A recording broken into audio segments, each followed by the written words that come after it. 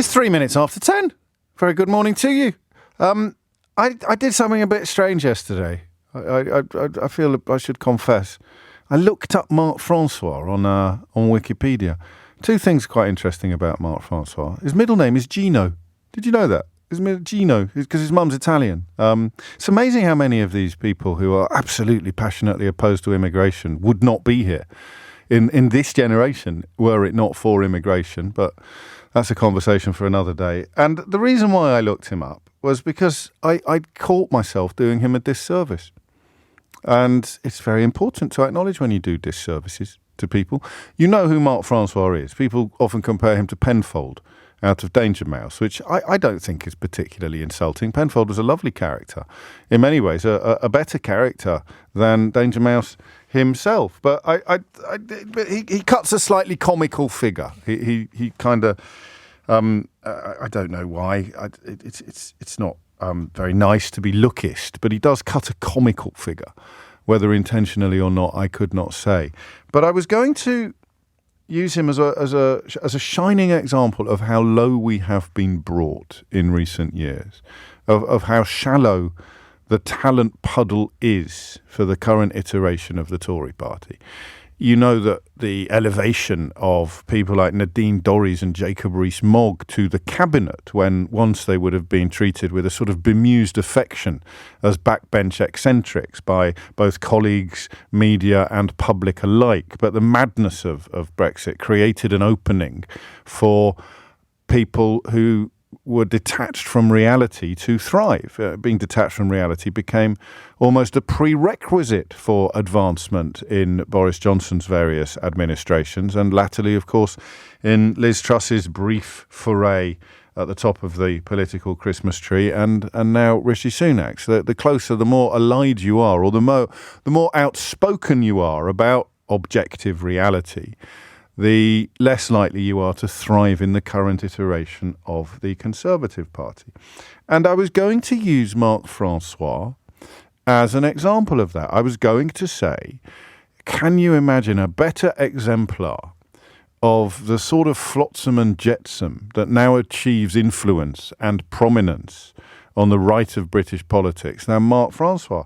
But I was doing him a disservice, because it turns out, and this is why I checked on Wikipedia, it turns out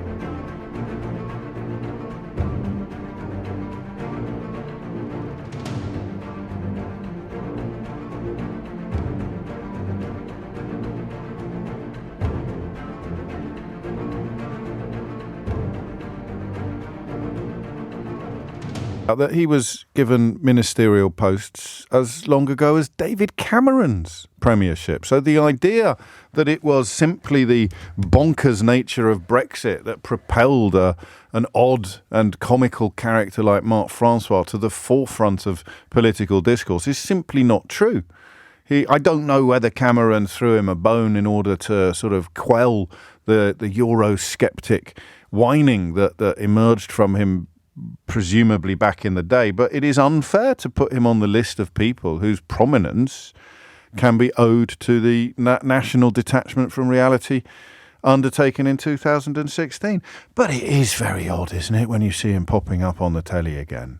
A sort of, what's the word I'm looking for? Is he a pooterish figure? A pooterish figure? A sort of, I mean, you don't look at Marc Francois and feel either inspired or confident that the country is in safe hands. Here is a man seeking to scupper the course being set by a prime minister who's bad enough, But the idea that a course being set by a prime minister could somehow be scuppered by Marc Gino Francois, as I think we should call him to give him his full name.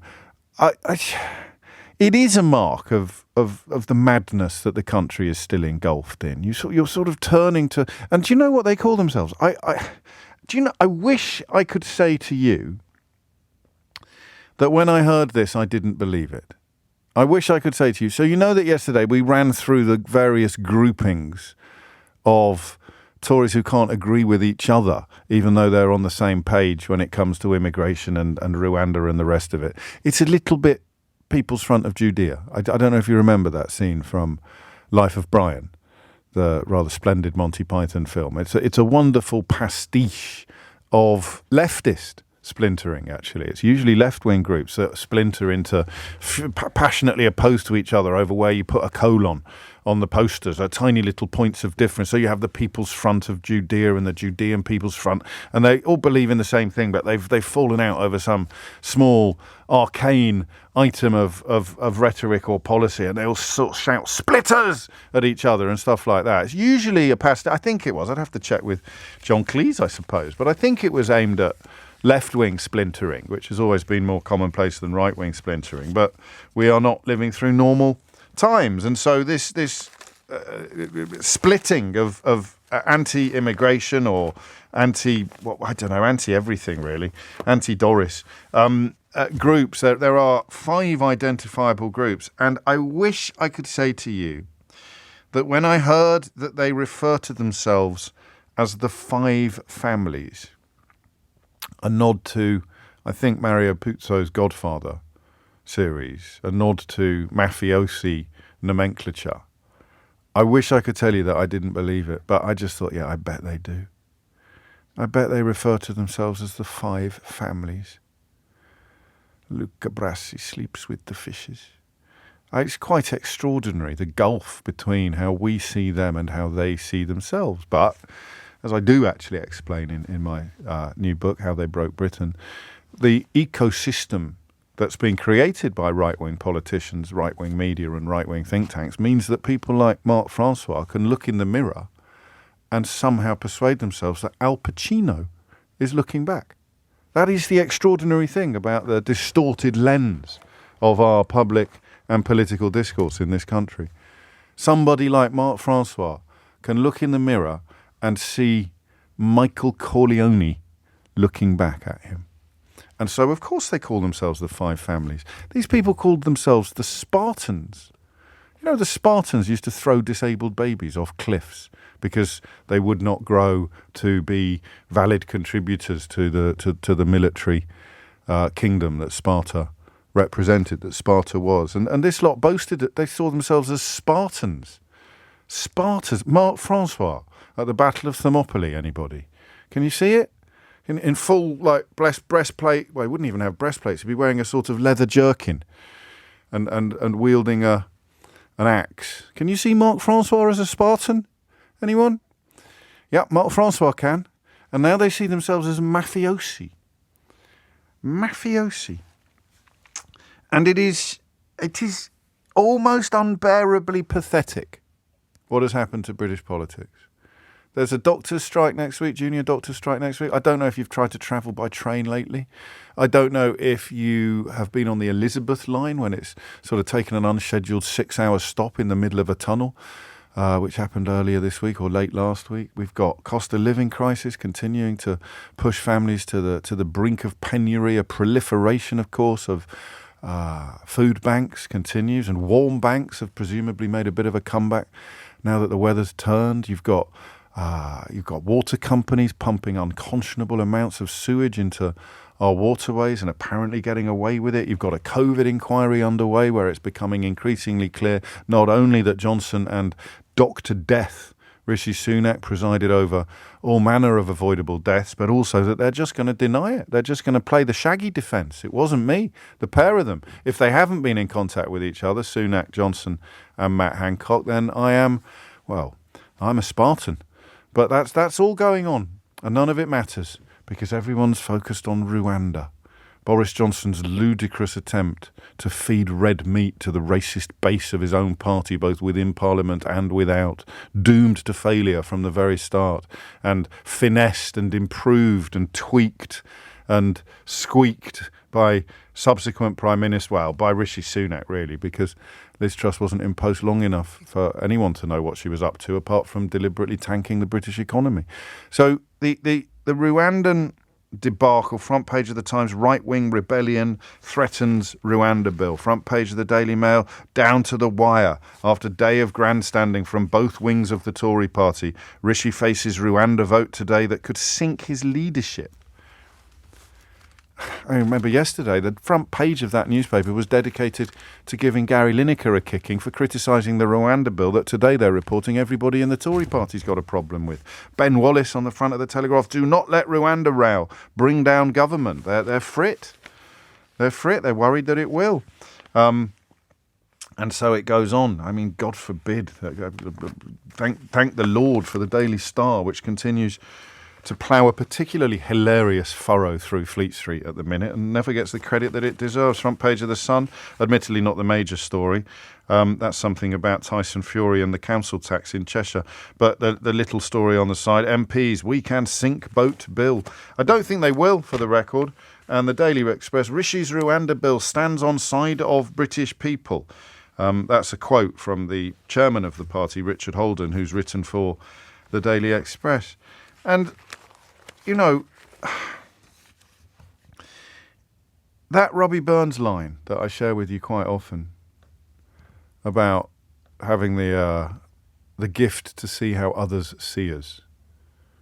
Oh, wad some gift the gifty gears to see ourselves as others see us. I've stopped doing the accent because everyone thought I was auditioning for Auf Wiedersehen Pit. And that just does stop me in my tracks. Things aren't going well in other countries. Goodness knows, Macron's got a massive problem with an immigration bill. You've got a far-right leader being elected in the Netherlands. So, you know, there is no prize for coming last that we're applying for at the moment. But just in terms of the focus of our government and our governing party on this tiny, tiny thing, and the prominence and the power and the influence that it gives to very weird people. You know, people who are not household names, possibly even in their own households, but people who are profoundly weird. People like Danny Kruger and Miriam Cates, who come out with stuff on sort of marriage and nuclear families that wouldn't have been out of place in the 19th century. It's Mark Francois, I mean, a truly ridiculous man, all of whom have been proved horribly and violently wrong about the last thing they used to bring down a Tory Prime Minister, and yet none of whom appear to possess even the slimmest scintilla of self-awareness that would cause them to say, this reminds me a bit of Brexit. And we got that completely wrong. Maybe we should wind our necks in, fellow Five Families members, and just see, but no, they are, of course, inflated on their own self-importance and treated like tribunes of the people by right-wing media. It is, of course, the people who end up paying the price. But the question I've got for you this morning, in case you were wondering, is one I've wanted to ask you for a while, and I have held off on grounds of fear. Fear that you wouldn't answer. Fear that you wouldn't be interested. Fear that we wouldn't get a multiplicity of opinion. But I want you to think for about 45 seconds, and then I want you to dial 0345 6060 973, and then I want you to answer this question. Does the country care about the Rwanda bill on anything like the scale that the Conservative Party does? That's all. And obviously, when you are speaking for yourself, you are speaking for the country. So you might, for example, find it disgusting yourself, but at work, genuinely there are votes there for the taking. If we send refugees to Rwanda, where refugees very recently got shot dead for protesting about food rationing, if we send refugees to Rwanda, then Bob over there in accounts and your Auntie Doris on Facebook, all of that, there are votes to be won. That's the question that I want. That's the question that I want. answered by you today. Am I right in thinking that this is nothing like the issue for the British people that it is for the Tory party? 0345 6060 973. There it is. Is the Rwanda policy anything like as important to the British people as it is to this very, very weird iteration of the British Conservative Party? Hit the numbers now. You will get through. And I may today do things a little bit differently and rattle through calls rather than pick carefully over the carcass of your thoughts. But I may not. Who knows? Only one way to find out. 0345 6060 973. It's 10:18. It is 21 minutes after 10. Jim in Reading says, you've asked a rhetorical question, James. No one gives a flying flan. I quite like that phrase. I'm not so sure, actually. You have to have some sense of the Tory parties using focus groups or polling or having arrived at the conclusion that this Rwanda policy is of epic importance to a significant part of the population. Otherwise, why they expended so much political energy on it. But I don't know. I mean, that's presuming that they're operating in a vaguely rational or normal sense, which is probably a little bit optimistic given the events of recent years. I'll read it again, Michael in Glasgow, and I won't do the accent, but I don't think I got it wrong. Everyone's saying I got it wrong again. Oh, wad some power, the gifty gears, to see ourselves as others see us. It wad free money, a blunder, free us, and foolish notion. It would fray money. It wad fray. I think it's hard to do it without trying to do an accent. But anyway, the sentiment behind Robbie Burns' words is that if we could see ourselves as others see us, it would stop us doing stupid things. Like, I don't know, calling ourselves the five families when you are five groups of Tories competing to be more racist than each other. Laura's in Sevenoaks. Laura, what would you like to say? Hello, James. Hello, Thanks Laura. for taking the call. You're very welcome. I've never spoken to you before. Well, I've spoken to you, although not directly. Just by text. Yes, exactly. What would you like to say? We won't go there. I want to say that up until a few weeks ago, I would have agreed with the other people texting in and what you were saying, that this was not a vote winner and something either no one cared about or that people thought was a bad idea. Until I was in the office on the day that the Supreme Court announced their ruling, and I got that dreaded BBC News update noise on my phone. Yeah. And a colleague said, "Oh God, what's happened now?" And I said, "Oh no, for once it's good news," and announced what the news was. To which a 30-year-old colleague, so I say that a young woman, turned to me and said, "Well, is that good news?" Well, yes. And she said, well, what's wrong with Rwanda? We've got to send them somewhere. To which I was flabbergasted and really? But I mean, you know that people like that exist. You just don't think that they sit across the desk from you. Like, I was so unaware. Do my job for a while. Okay, so and no one argued with her. That was the bit that was even more worrying. So then I kind of felt that I couldn't argue because I thought maybe I'm the only one in the room that doesn't. Or maybe she was, and people just didn't want to have an argument. Well, so so her vote could be affected, do you think, or she just sort of didn't have a very deep understanding of the issues?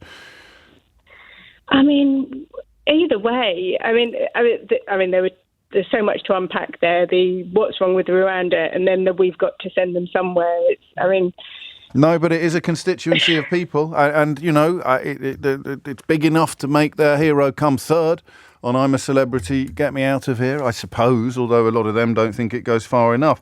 That I think is probably the Tories' problem, that even if people quite like the idea of deporting refugees in general, it's not going to happen on a big enough scale or quickly enough to deliver the sort of democratic fillip that they're hoping for. So why do they continue to do it? I have to say that obviously I'm only half joking when I mention to Laura what I do for a living. Obviously I encounter people who are in favour of deporting anybody who sounds a bit foreign.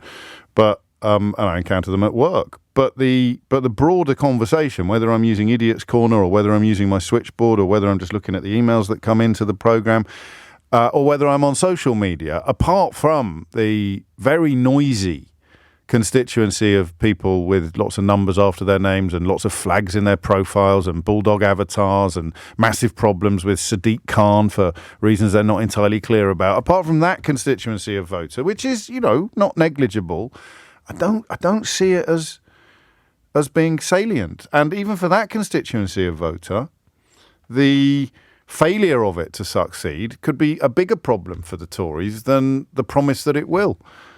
David's in Chesterfield. David, what would you like to say? First of all, I find it all frustrating. It seems to be crazy.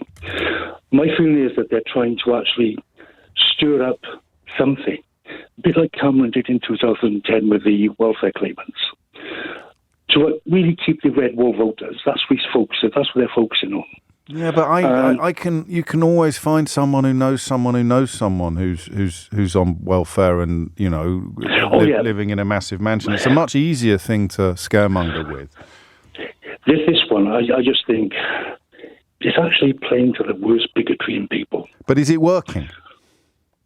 It will with a percent. My brain only works in percentages. It will with a small percent. But they're already bigoted. They're not. Yeah. I mean, who are they going to vote for? The Liberal Democrats. They hate foreigners. They love the idea of deporting refugees to countries where refugees get shot. They're already on side. They might be migrating further to the right, to whatever Farage's latest outfit is called, but they can't. They're not going to be coming into the party from the left, are they? As a consequence. So who's it for? I've not. This is what I mean. I've studied my degrees in politics. I'm retired now, and I look back. And as I said to the researcher, I remember decent politicians, Harold Wilson, even Ted Heath, I never supported him. And I look around now and it sends me crazy, absolutely crazy.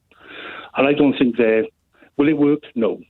I don't know. I mean, then why are they expending so much energy on it? Have they become so detached from the general public that they think this is a hugely important issue?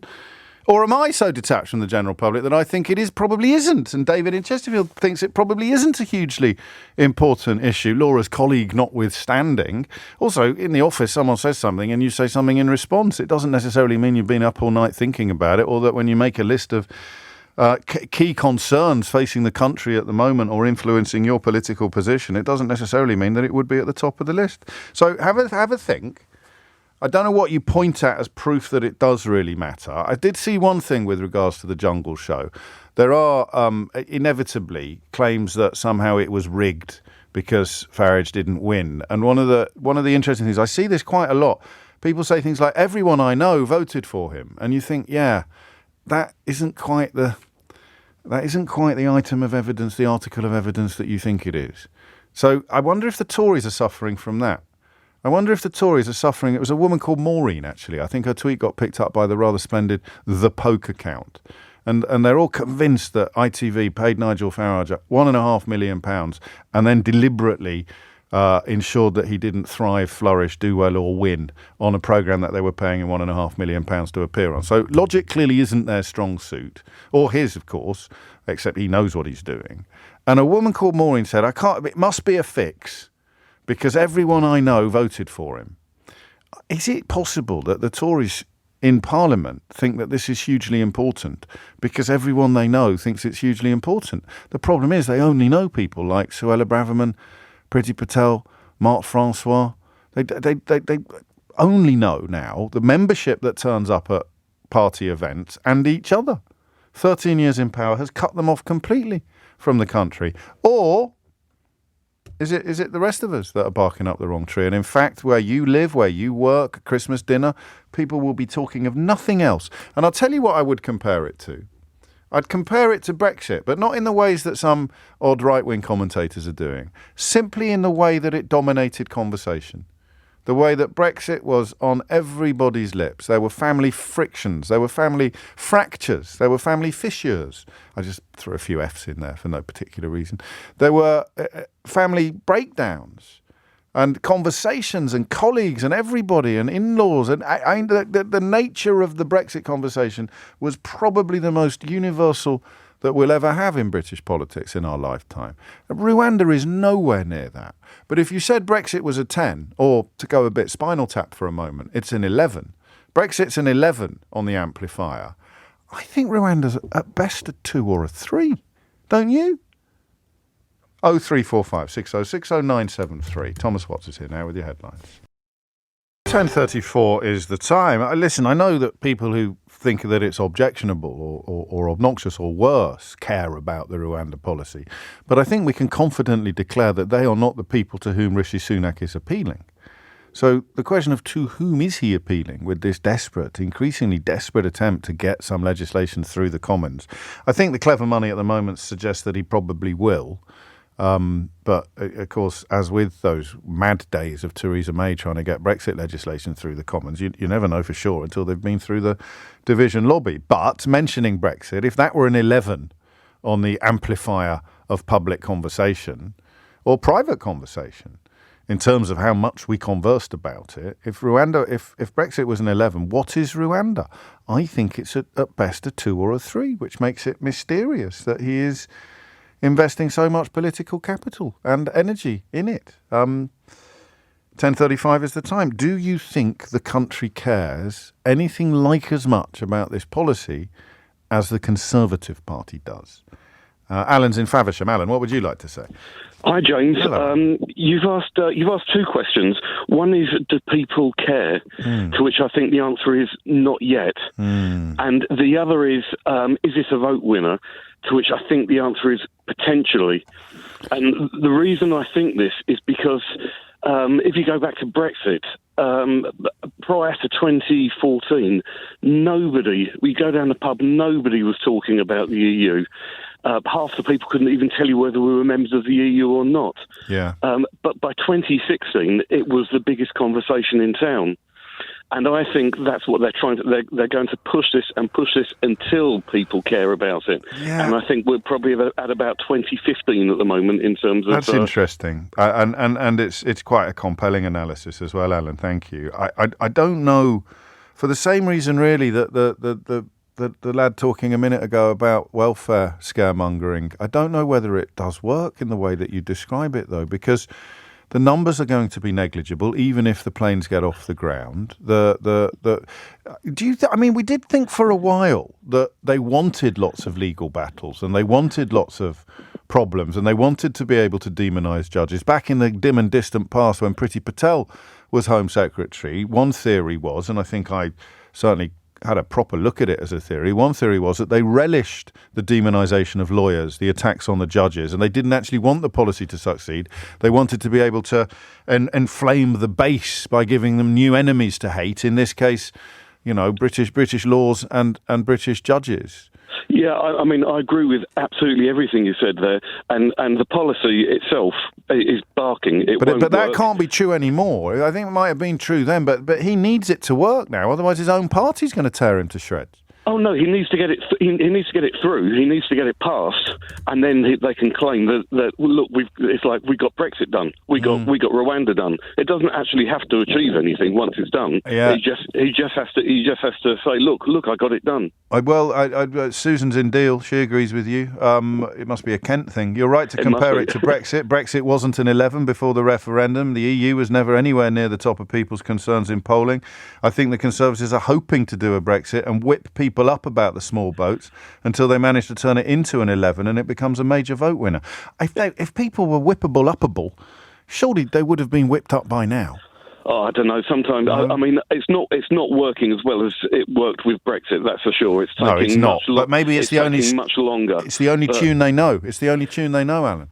Well, they've got nothing else, have they? The 5 families, as they call themselves: Mark, Gambino, Francois. The 5 families are just that's all they know is how to do internecine warfare.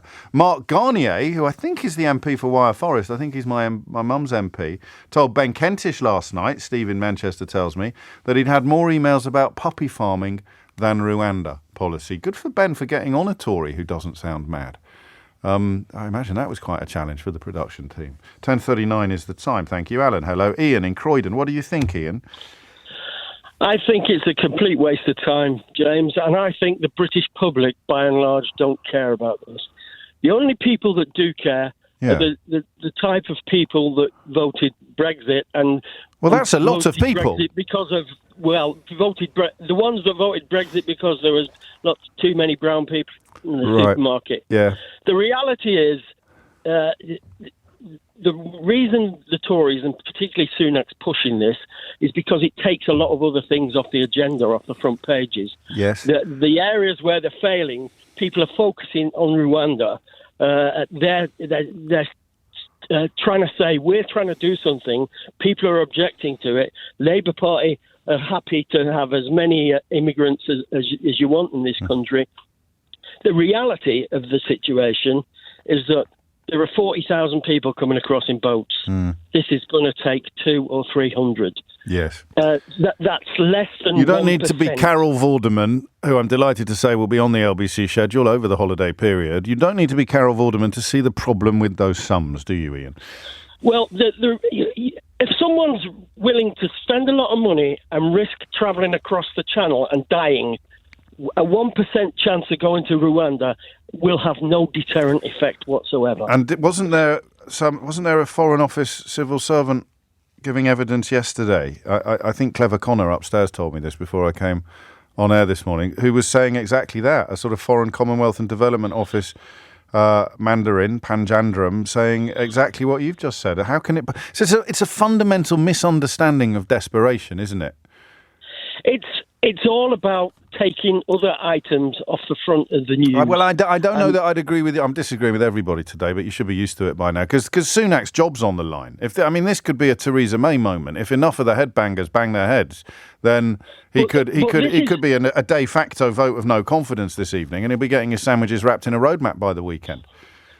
Well, they'll call an early general election if that's the case. Yeah, but I don't think Sunak is doing this to distract from all the other problems that he's got. I think he wishes this would go away, and this is being propelled and driven by people like Suella Braverman and Honest Bob Jenrick resigning and stuff like that. But the problem is, as I think the last two calls have demonstrated, Ian, you and Alan, this question I could have asked at any point in the last 2 years, and the answers might have been very different at each point in the last 2 years. Why are they doing this? Does the public care? Two questions. Certainly the first one, why are they doing this? I genuinely thought when Priti Patel was driving this charabanc of bigotry, I genuinely thought they wanted rows and they wanted court cases and they wanted failures so that they could paint the British judiciary as Brussels, to use the Brexit analogies that other callers have reached for. They want it to be a wedge issue like Brexit, but you don't have an enemy in place yet. The enemy is not the refugees. That doesn't quite work. That only works with the racists. The enemy will be the judicial system that protects them. And you've seen that evolve into an attack upon law itself, onto an attack upon international treaties, conventions on everything from human rights to refugees. I think 2 years ago I would have answered that question differently to how I answer it now. Now, why are they doing it? Because they have to. Because the 5 families have got Rishi Sunak's testicles in a vice. Not to put too fine a point on it. Sean's in Brixton. Sean, what do you think? Yo, James, I think, most of your previous callers are onto something. And this is a question that I had to call in on because I've been thinking this for a while. Yeah. I don't, to answer it, I don't think the country cares as much as everyone or the Tory party thinks they do. I think the Tory party cares because the blueprint for Brexit is already there. Everybody knows right now that the sentiment for Brexit has fallen off, right? But what was the main driving force of that was controlling our borders, right? And now, if you're politicizing Rwanda, they feel that the precipice of what they had, the foundation of what they had with Brexit that got them that 80-seat majority will repeat itself in the end. If they can find the right wedge, they can repeat history. Absolutely. And you know what? It annoys me because I'm a migrant, right? Yeah. But I've lived here for over a third of my life. But It annoys me because I subscribe to the Times, and that's digitally. So I go on, these particular points of interest into the comments section. And what I've noticed is a shift between, when even Braverman was in, there's a couple of people that are saying Suella, you're a treasure. Keep going. We back you. Now more people they don't even care, and the volume of numbers have dropped off. So it's like, so the red meat's not working. Nah. This is interesting. So you're in Brixton in South London. Stephen's in Sheffield, and he writes, I work in a factory in Sheffield, and it's just not being picked up, James. Either people don't care or believe that it's ever going to happen and are furious that we've handed over 300 million quid. Sunak is nowhere near the salesman that Johnson is, and that's why it's not taking off like Brexit did. I completely agree. Like, it's rinse, wash, and repeat for these Tories. They're delusional, and they just think that these, what do we like to call them? Culture wars. Yeah. Are really going to be the magic wand that's going to save them. Well, they said that, didn't they? 30p. I don't think that is. Well, something else could be. I mean, 30p Leenock actually said out loud, surely before being made deputy chairman of the party, that they've got nothing to actually campaign on in terms of achievements and successes. They won the last election. I grant you, he's not exactly Walter Bagehot when it comes to political analysis, but he is representative of a particularly gristly rump of British politics, and so they would go into the next election on culture wars and transgender issues. And I suppose they see this as a very important front on the culture wars. The problem with culture wars is that they force populists to do politics. That's the calculation I think they've all missed. Culture wars force populists to do politics. The reason why Farage can retain popularity is because he never has to do actual politics.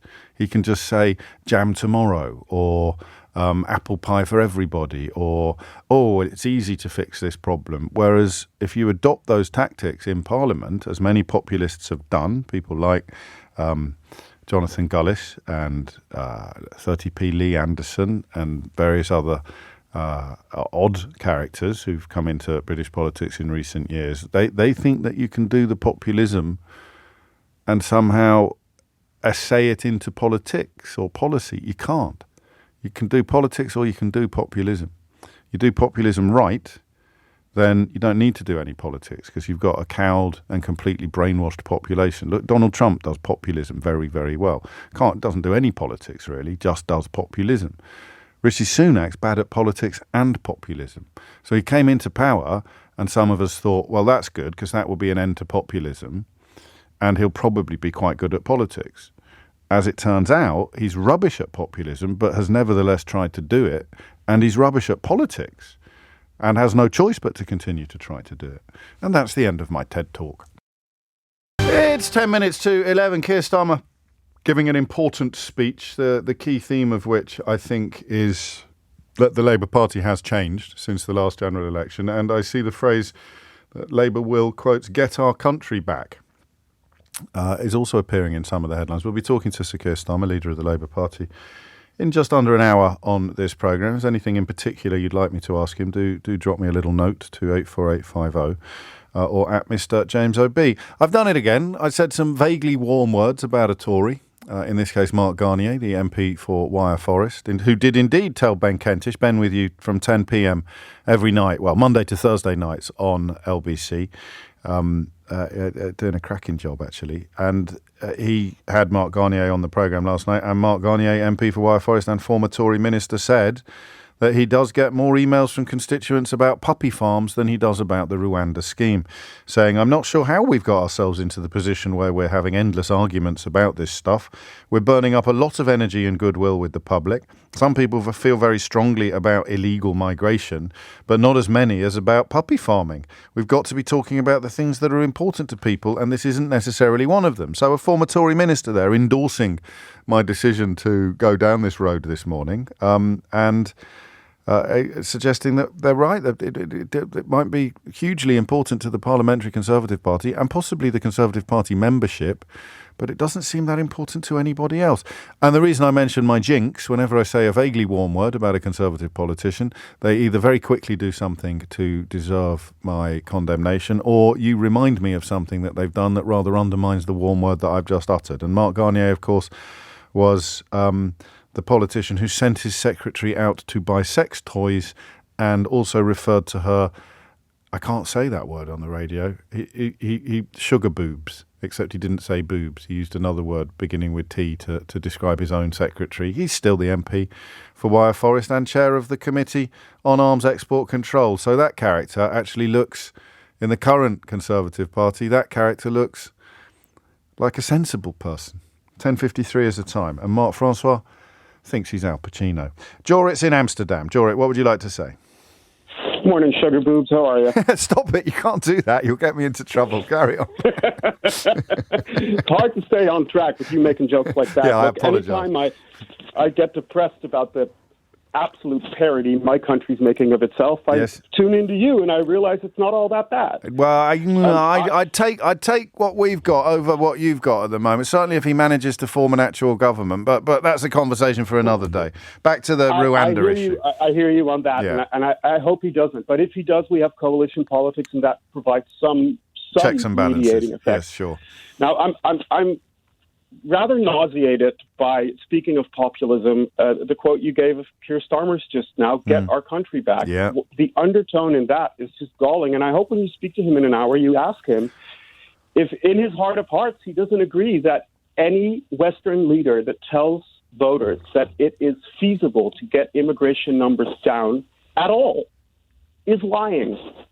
And it's also nonsensical. I mean, if you want to do that, we have to start radically reforming the International Monetary Fund, looking at the basis of the cognitive dissonance that underlies the north-south imbalance in our economy, et cetera, et cetera. And the other thing is, in your country and mine, what did you say, 40,000 people a year walk up on your shores? Yeah. How many pubs have closed for lack of staff in your country and mine?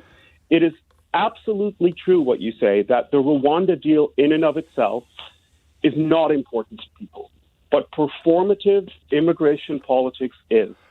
And convincing people that you are willing to defy international law, the judiciary, logic, human rights, common sense, etc., to get as many brown people off your shores as possible works.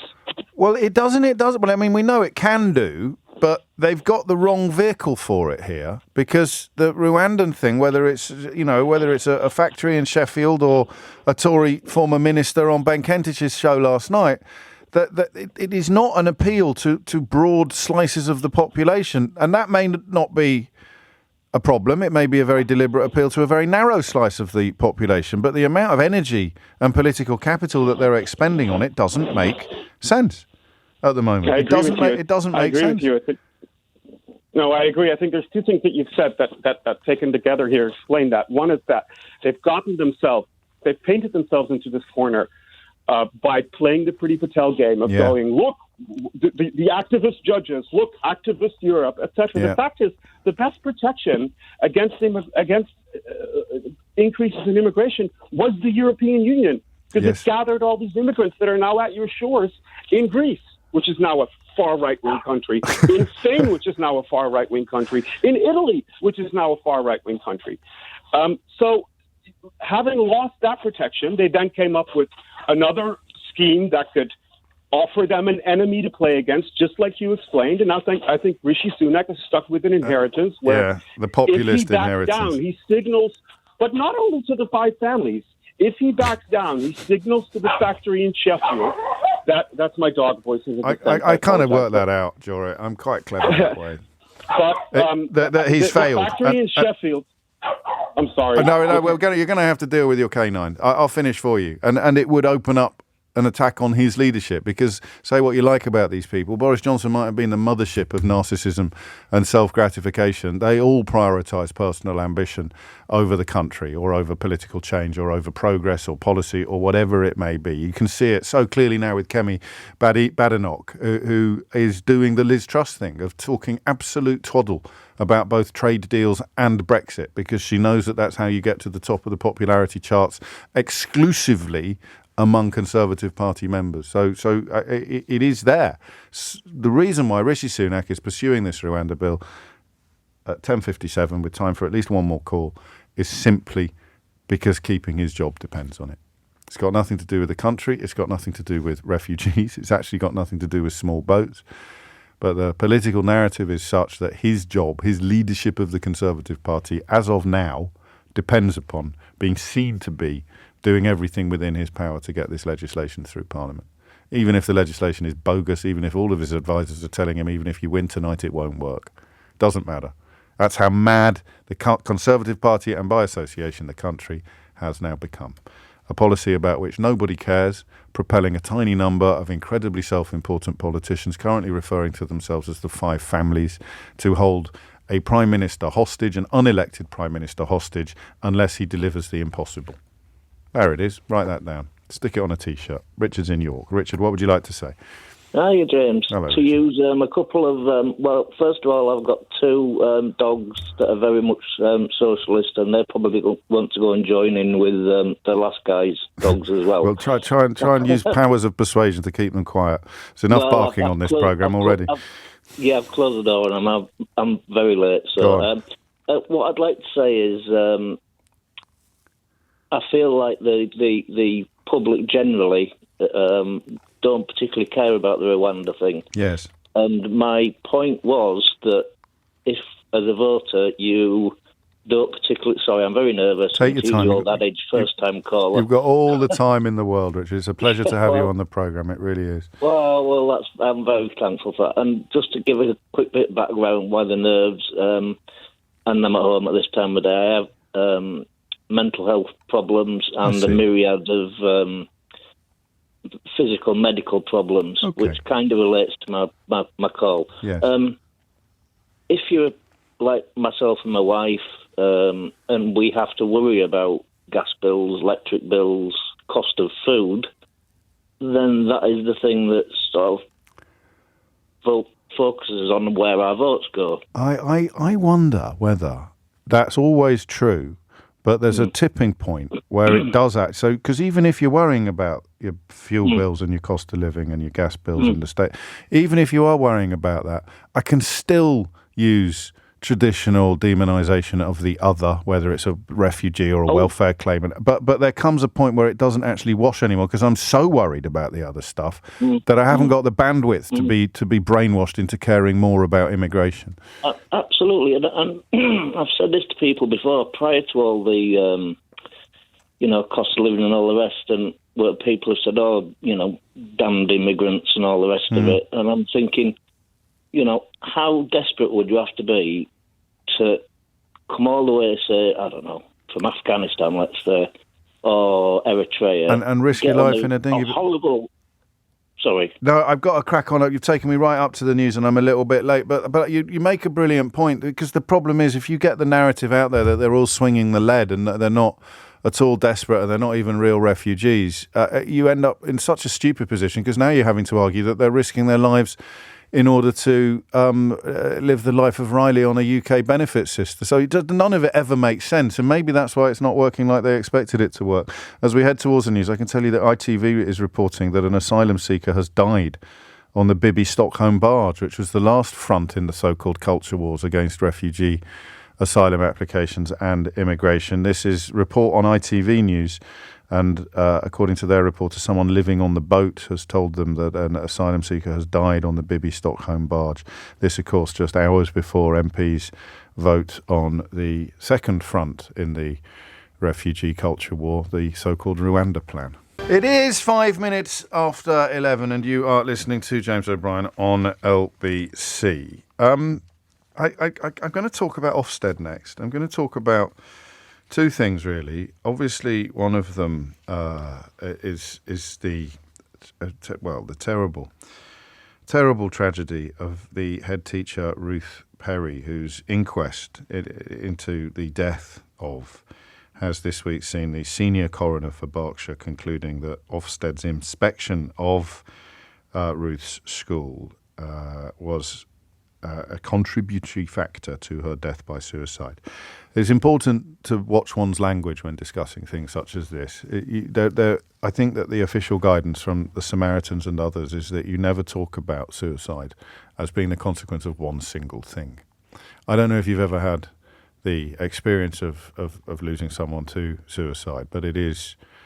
I found out last week that a former colleague of mine had gone down that path, and it is it is an almost unbelievable moment.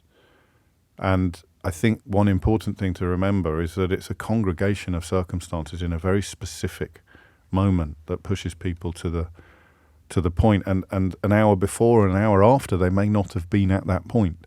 So to talk of a single thing as being the cause, I think is very dangerous and wrong and irresponsible. But it is not done callously or ignorantly. I think, as I understand it, that's the expert guidance on the issue. But the coroner did conclude that it had contributed to her death by suicide. And I mean, two unions now have written a joint letter to the Education Secretary, Gillian Keegan, and to the outgoing Chief Inspector of Schools in England, Amanda Spielman. Do you know, I'm going to resist the urge to say something mildly warm about Gillian Keegan for reasons that I explained in the last hour when I said something mildly warm about Mark Garnier. But they are formally requesting an immediate pause to inspections of schools and colleges so that the issues raised by this coroner can be given proper consideration. So two unions representing school leaders in England have called for a halt to Ofsted inspections to allow time for concerns raised by the inquest into the death of head teacher Ruth Perry to be properly addressed. There are 7 areas of concern, including how safeguarding is inspected in schools, its impact on overall effectiveness, a lack of Ofsted training or published policy in key areas, a lack of additional support for schools and colleges that have been graded inadequate. It's a damning indictment of the whole Ofsted inspection system, and the new incoming Inspector of Schools, Sir Martin Oliver, I think.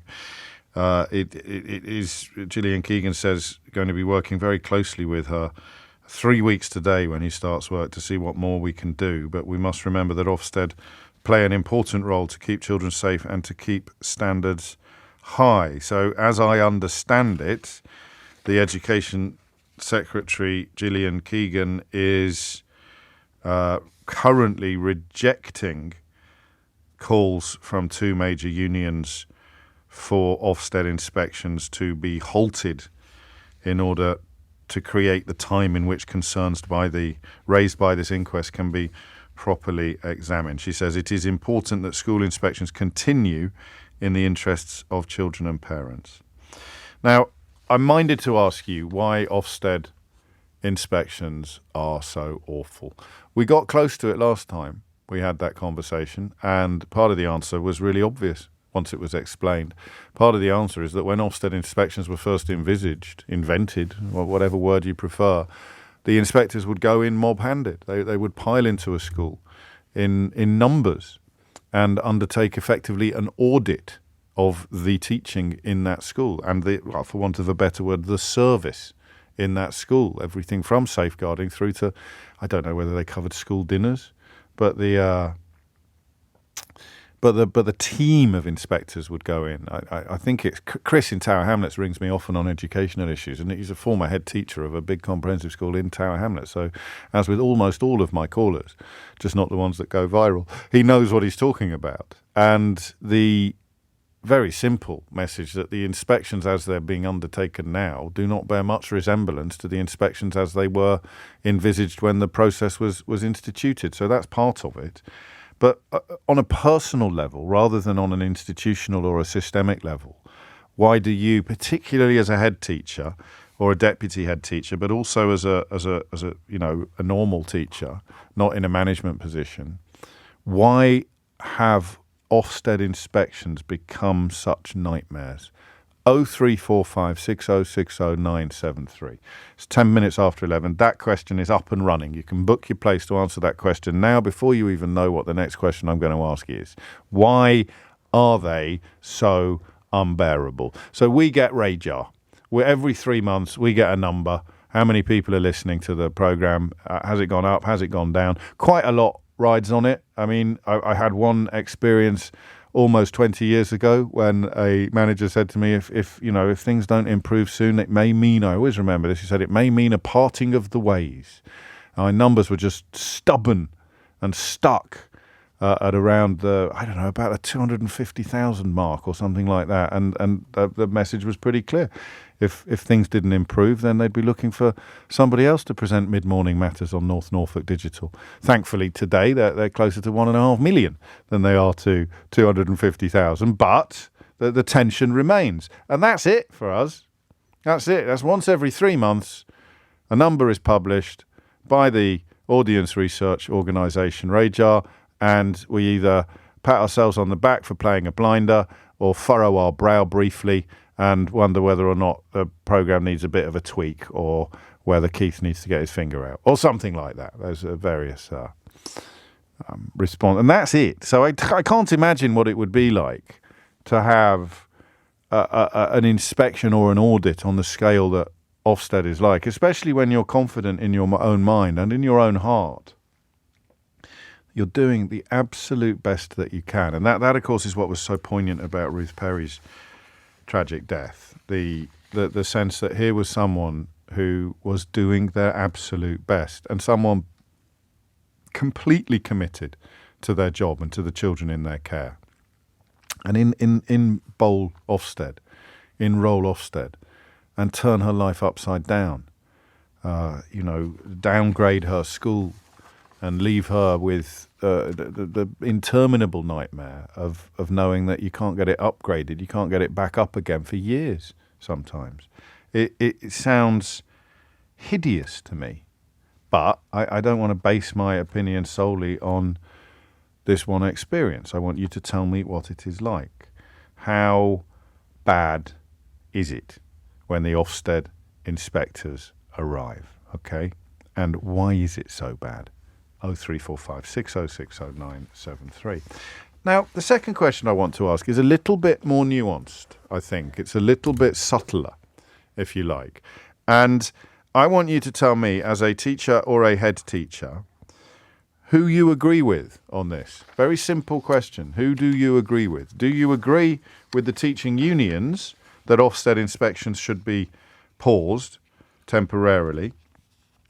A halt. Stop them now. No more Ofsted inspections for the foreseeable future. Or do you agree with the Secretary of State for Education that they have to continue, but we're determined to work sensitively with head teachers and their staff? So I may be able to work out your answer to the second question from your answer to the first, but not necessarily. Not necessarily. Why are Ofsted inspections so traumatic? 0345 6060 973. And is there a case in your mind for halting them for the foreseeable future? Obviously, this is quite a tight phone-in. So if you are minded to ring in, please do. It's not one of those nets that I can chuck out into the ether and catch countless fish which all start wriggling their way onto the programme. You've got to have personal, specific experience of Ofsted inspections to answer either of these questions.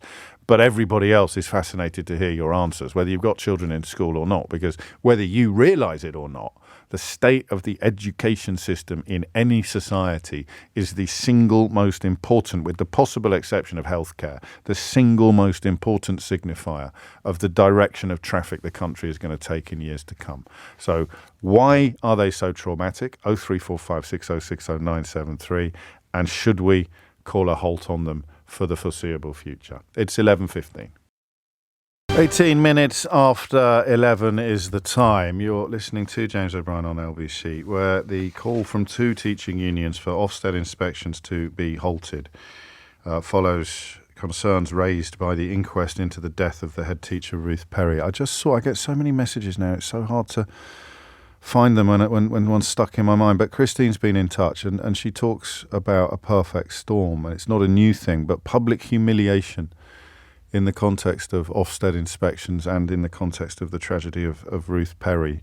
She says, unlike with lots of professions, everyone in your community knows things can happen really, really quickly. So a downgraded Ofsted rating is it can spread like wildfire in the teaching community and bring with it feelings of shame and embarrassment. 11:18 is the time. Mark's in Huddersfield to kick things off. Mark, what would you like to say? Hi, James. Nice to speak to you again. Likewise, Mark. I work in education. I've done for 20 years, primary school education. I was a head teacher. I worked my way up through from a classroom teacher, and I'm now working. I advise and support head teachers in general, but specifically around Ofsted. Yeah. And the situation that I wanted to refer to specifically is just very much to do with the quality and the variation in inspectors who are carrying out these very, very high-stakes inspections. Yes. As you were just referring to then, the person who messaged in, Ofsted inspections are potentially career-ending and career-defining. Yeah. And I'll give you a very recent example that's happened in the last couple of weeks with a school that I've worked with a lot. Please. A very high-quality school working in one of the most challenging and deprived areas of a big city in Leeds. And they experienced an Ofsted team that was led by an inspector who has never been in a senior leadership position in a school. This person's CV reads very clearly. Does that right? We can take some time on this, so there's no hurry. Yeah. What does that matter? Do I need to be a brilliant footballer to be a brilliant referee? To use a simplistic analogy. No, you don't. But I think that don't footballify it, James. Touché. The fact is that the job of head teachers now is so enormously complex that you need to have some personal knowledge of it. Exactly. Okay. You need to have empathy, and if you are a person coming in to inspect a school who hasn't sat in that office and understands the hundreds of decisions you make a day, the enormous amount of vitriol that will get poured at you from all angles. And I say vitriol because it is, Amanda Spielman, I disagree enormously with virtually everything she's said and done in her tenure at Ofsted. But what she did say in the last couple of weeks was that the social contract between schools and parents has broken down. Yeah. So head teachers deal with vast amounts of incoming vitriol, the occasional bit of praise, but more often than not, it's like anything in life. People get behind the keyboard when they want to complain far more quickly than they do to praise. So when you've got somebody who doesn't understand... It takes a mental toll. Was it always the case that back in the day, would all inspectors have had experience of head teaching? Virtually, it's not head teaching, it would be senior leadership or very well experienced teachers. But like you say, teams used to be extensive. You used to have subject experts. But as with anything, really, the quality of an organisation will be reflected in its staff because you don't get good people wanting to work at poor organisations, as a rule. Of course, it becomes self-fulfilling, a bit like the cabinet. Does, yeah. It's like the cabinet. You know what? Nailed it. That's it. That's the thing. It's we started a race to the bottom a long time ago, and we're plumbing the depths now because the quality of people inspecting schools simply isn't good enough and consistent enough. Hey, there are still some great people out there. Yes, I'm sure there is, and they must be their ears must be burning at the moment. So I'm grateful to you for acknowledging that. Oh yeah, of course, yeah, there is some great, but it's not that when you have a system as high stakes as Ofsted, everyone has to be of high quality. But then you might have, now forgive me for this irresponsible question, but then competence doesn't necessarily create catastrophe, because I could come in as someone who wasn't very confident, whether I realised it or not. The temptation would be to do less, not more, to wave it through, to leave it where it was before. So Jim's been in touch. He says, I've had 4 inspections as a classroom teacher. Increasingly, they seem to come in looking for problems rather than looking for things that are going well. I found the inspectors rude. They assess you and your lesson in 20 minutes, give a comment, usually critical, and leave the room. Yeah. There's no opportunity to discuss their findings. But if you take that in the context that I was saying then about the quality of people, and then link it to what you said about the current cabinet, it attracts a certain type of person, and that certain type of person is a narcissistic sociopath. Well, it's a bit strong. Not in the case of the cabinet, but possibly in the case of Ofsted. It just brings in a jobs worth mentality, or someone's on a power trip. Someone who's on a power trip. Nailed it. Yeah. Perhaps narcissistic sociopath is a little bit strong, but you certainly get people who don't have the self-awareness and the empathy. Listen, this is only one perspective, but you've joined the dots because the one follows on inevitably from the other, doesn't it? And the next question, to which I can probably guess what your answer would be, but I'm not 100% sure. Should they call them off for the foreseeable future? Call an actual halt to Ofsted inspections? They absolutely should, because once you've completely lost the faith of the profession that you are inspecting, inspection should never be easy, and I am in favour of inspection. Right. Because schools have to be held to account. Yes. It's vital that schools are held to account, because I've seen firsthand what happens when they freewheel, and they can decline very quickly. They can start to take their foot off the pedal, for want of a better phrase. Yes, I understand. But the reality is that unless the profession respects the people who are inspecting it, it can never be progressive. It can never be constructive, because it's an atmosphere of fear. Because genuinely, head teachers' careers, and in the case of Ruth Perry, lives are on the line. Very powerfully put, Mark. I thank you. 25 minutes after 11, and it makes sense. You're welcome to challenge any analyses on this programme, any contributions. And I would remind you, Mark was at pains to stress that there will be Ofsted inspectors doing a brilliant job in incredibly difficult circumstances. But the bigger picture, the broader trend, seems to be an ugly one. Anne is in Colchester. Anne, what would you like to say? Yeah, I'm a teacher that's actually just recently been through an inspection, and it was possibly the most soul-destroying experience that I've ever been put through, and I've been teaching 13 years before that. You mentioned radar. I was a journalist for radio, so I can compare to that, and it's nowhere near comparable to... I mean, just for anyone just tuning in, I wasn't suggesting that it was. I was doing the absolute opposite. I was pointing out that it's a walk in the park compared to what an Ofsted inspection must be like. But tell me more. Tell me why it was so awful. So, I mean, we have a very strong team at the school I work at. We are all confident in what we do. We do it because we care. We're passionate, which I think all teachers do. Anyone who works in that sort of profession, you do it because you love it. And to come in, I think, for us, the inspectors that we had on our days that were coming in, they weren't looking for excellence. They were probably looking for what wasn't excellent. Right. So they didn't come in. So it felt like there was an agenda from literally the moment they walked in, which was pretty hard for the people to then... Why do you think that is, Anne? So the way they were questioning it, even they had children really upset. We've had parents who since actually complained because they obviously speak to the children, and the children went home not happy with how people had spoken to them. And you think, if this is a primary school, they're young children, you need to kind of have a bit of empathy with those children, especially. It's fine as a teacher to an extent. We do our job. We want to be held to account because we're passionate. We want to make sure we're doing a good job for those children. Yes. But you also... it's the way you were questioned and grilled on things and weren't really given time to explain or... It sounds like they're relishing your discomfort, possibly. Yeah. Did you feel that? It was a really uncomfortable experience, and colleagues who had to have sort of 2 hours of being grilled by these inspectors on their subject, it was just... They were just exhausted when they came back, and then they have to go into the class to then teach, to then have someone pop in for 10 minutes to judge everything on that. Quite extraordinary, really. So it's really... What would be, so it would be like my boss listening to 10 minutes of 2 years of output and basing all of his decisions on that? Yeah, pretty much, just saying, and then not giving you the... I mean, other inspectors may be different, but the ones we had certainly didn't then give us the opportunity to say, well, actually, X, Y, this is what happened after, or this is what then happened, or, you know, because you can't judge a whole...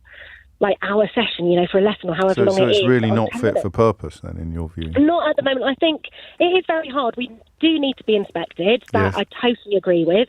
We need to be held to account, and we need to make sure we are giving the best service for all the children that we are teaching, because it's really important. But I think where you sometimes have inspectors that might not have experience of what your school is like, because every school is very different. So you need to sort of maybe have to tailor fit to those inspectors, not really just have...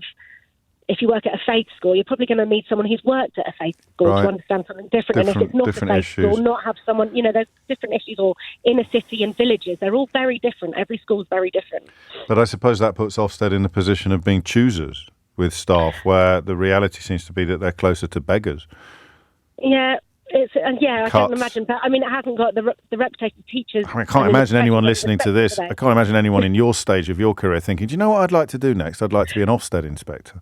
Yeah, no, definitely not. No, that's true. But the problem is that you're sort of putting off teachers as well, aren't you, by what they're doing coming in? And we're struggling for teachers. I mean, people do love it and they love the profession, but the amount of stress and then that put, extra stress from it, it's not worth people's while sometimes. No, well, hang in there. This is interesting. This is interesting as well from Leslie. She says, as a parent who wanted to praise the school during an Ofsted inspection, I could only find contact details to make a complaint. So they seem to be aimed at finding negatives.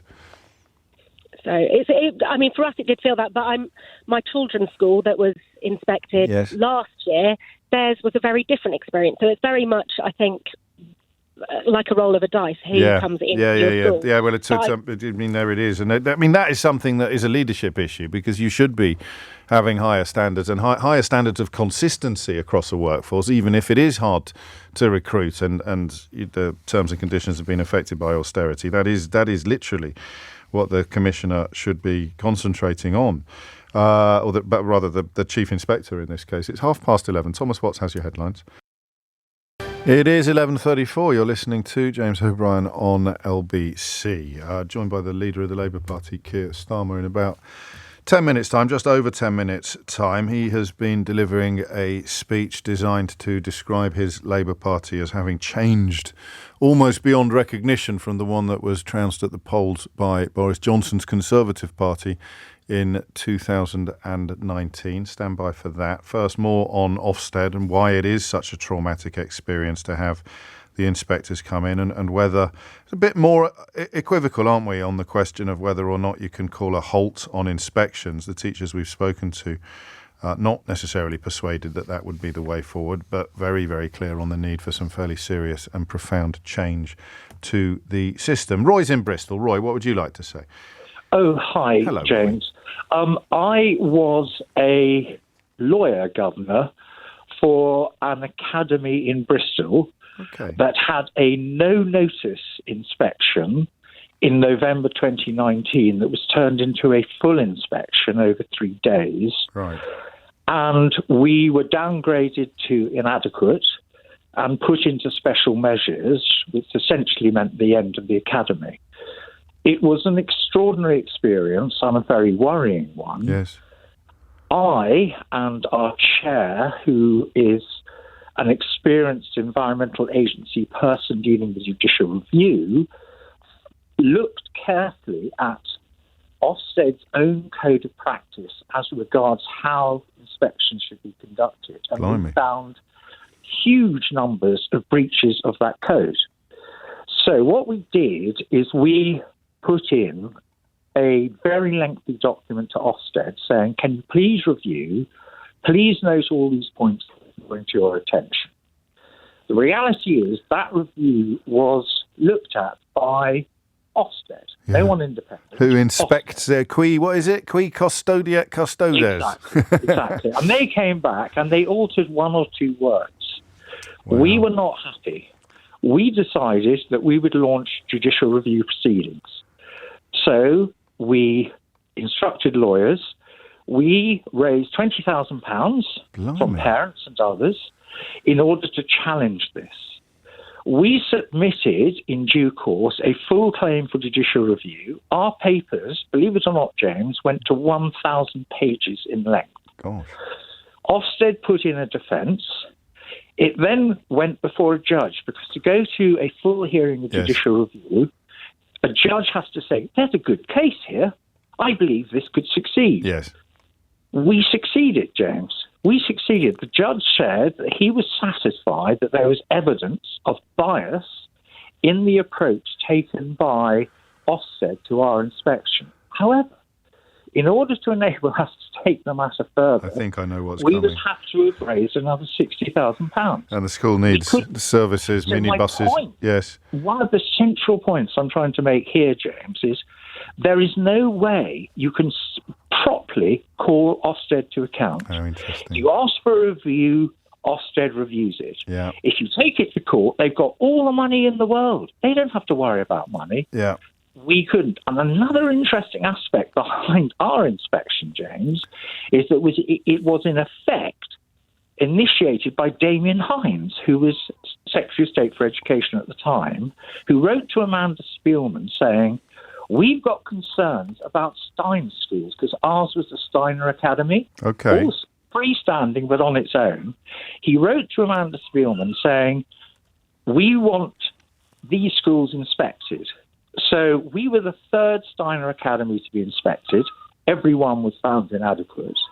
We discovered that the same inspectors were going to each one. Okay. Yes. Unbelievably. I just need to stress that I have only got your version of events here. But fortunately, there's quite a lot in the public domain that you can look up. Yes, so I'm seeing. But there is no doubt that you can access the correspondence from Damien Hines to Amanda Spielman. And you had leave the judge approved your plan to pursue them for bias. Which is quite extraordinary. And we had the unique opportunity, James, through disclosure, of seeing the notes of the inspectors that they'd taken during the course of the inspection. And this ties in with something a contributor earlier said. Every single comment was negative. They hadn't written down any positive points. It was like they'd gone in, how can we shut this school down? Let's note down everything that's negative. That's what their notes were. And they're not looking for... James, they didn't want to let us see those notes. No, it sounds almost as if they picked the wrong school, but ultimately you were done by the finances, but by the money of it. So systemically speaking, there needs to be oversight. Would we not expect Amanda Spielman to provide oversight of Ofsted, or would you need a? There should be. I mean, you came up with the Latin phrase "who guards the guards." The truth is, there should be an independent review mechanism enabling schools that feel that they've been done a bad deal to say, look, these are the reasons, and for that to be looked at independently, but it's not done independently. It's just Ofsted. It's like the police in the old days saying, well, we find nothing wrong. Yes. And that's what must frustrate. I mean, as a governor, I felt, and a lawyer, must have been extraordinarily frustrating. So frustrating. And of course, with experience, especially with the chair that you've described, with experience outside of the education system being so different, even a mystery shopper, someone has just texted me, Roy, even a mystery shopper report gives you a right to reply and takes outside factors into consideration. And the interesting thing also, James, is that our chair, who works quite senior in the Environment Agency, said that he'd dealt with loads of judicial reviews, and the Environment Agency was always very open. Our barrister said, who was an expert in judicial review proceedings, he said, I have never come across a public body which is so resistant to revealing information about itself. So disclosure was a nightmare. They kept on saying, no. And we had to go to the judge again and again, say, and most schools are not going to have the inclination or the personnel or the resources to pursue it as you did, and even your attempts to pursue it were scuppered in the end. And 2019, so 4 years or 3 years later, the worst happened at another school. Partly, the coroner concluded, as a consequence of an Ofsted inspection. I mean, it does sound horribly unfit for purpose. But does that lead to a agreement with the union's call for a temporary cessation, a halt to inspections? Roy, thank you. Incredibly detailed account of one experience. I obviously, the phone lines are open for positive experiences, but they're thin on the ground at the moment. Matt's in Leicester. Matt, what would you like to say? Hi, James. It's a whole host of things, really, I think, with the stress. I was a primary school teacher for 10 years, and I left just before the pandemic, and I'm now chair of governors at the same school. So I've kind of been through Ofsted on both sides. Yes. And I think part of the problem when you're a teacher is that there is no information. So you're going through these 2 days of absolute stress, but you're getting nothing back. You don't know whether it's going well. You don't know whether it's going terribly. You don't know what they think about your lesson. You get a little bit of feedback, but it's never, a huge amount.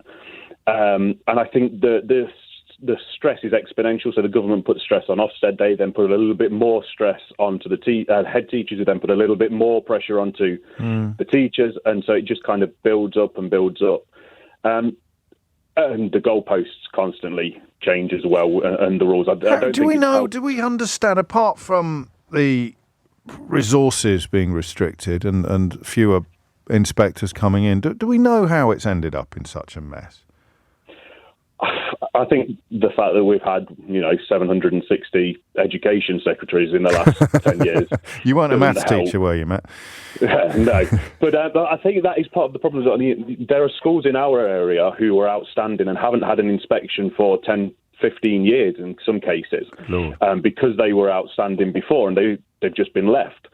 And like somebody said before, complacency creeps in. And if you think how many secretaries we have had since then, how many changes we've had in that 10 years. Yes. And then they're getting caught out and they're coming in and they're dropping from outstanding down to serious weaknesses, down to requires improvement, because they haven't been assessed. Now, I was a union rep as well while I was a teacher, and I think there does need to be accountability. Yes, of there course. needs to be some sort of monitoring. But it's utterly inconsistent. It's utterly inconsistent. Exactly. To put it in the footballing terms that we all love, it is like VAR in many ways, even down to the fact that there is no appeal and there is this secrecy around kind of what their decision was based on.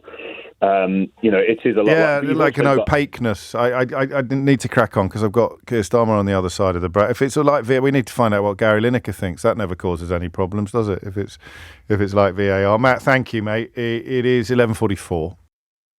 It is 11:48, and you're listening to James O'Brien on LBC. The UK Climate Minister, who you can't possibly name, if you can name him, I'll give you the money myself, Graham Stewart, leading the UK negotiating team at COP28, has flown out of Dubai, it is being reported by the environment editor of the Times newspaper, Adam Vaughan, for a vote on immigration back home. So as the climate talks go into overtime, and the consensus really among experts is that the planet is in a state of emergency, the UK Climate Minister has been ordered to fly home because the UK Prime Minister is so worried about a vote on deporting a couple of hundred refugees to Rwanda, a remarkable illustration of the state that we're in. And speaking of refugees, it does appear to be the case that an asylum seeker on the Bibi Stockholm. Did you even know that people had moved back onto the Bibi Stockholm barge, the last great totem of Tory immigration policy? Did you even know that? Because they had to move off after Legionella, I think, was found in the air conditioning system or something like that. Well, humans had moved back on, and one of them has been found dead. Police obviously investigating that incident. We are expecting the leader of the Labour Party, Sir Kier Starmer, at any moment. So I will go to Elizabeth in Redbridge on the question of Ofsted, with a warning that I will interrupt you almost certainly in a very abrupt and unfair fashion. Elizabeth, what would you like to say? Hi, morning. I've been a teacher for nearly 30 years, and just you talking about Ofsted has sent me in a cold sweat and really literally has made me feel quite sick. Gosh. It is possibly the most unpleasant experience that anyone can ever go through. And part of the problem actually is the build-up to Ofsted coming. So you no longer get a lot of notice that Ofsted are coming. Now you get a phone call the afternoon before they're going to arrive. So you expect a phone call either, Ofsted are due because they're coming every 5 years or so. And then you're either going to get a phone call on the Monday afternoon or the Tuesday afternoon to say they're going to be in the following morning. And it's a bit like, when you've just had a baby and you go to sleep you go to sleep those first few nights and you're constantly on alert. I do know that. Yeah, you don't actually have to have given birth to feel this way, do you? No, I do remember what you describe. It's you can't quite think you're ever going to sleep deeply again. You never again. You're constantly waiting for the baby to cry. And that's what you're doing. You're constantly waiting for the phone call to say that Ofsted are coming. And so within the school, there's really a hideous build-up of tension and suspension from SLT, really putting a lot of pressure on staff.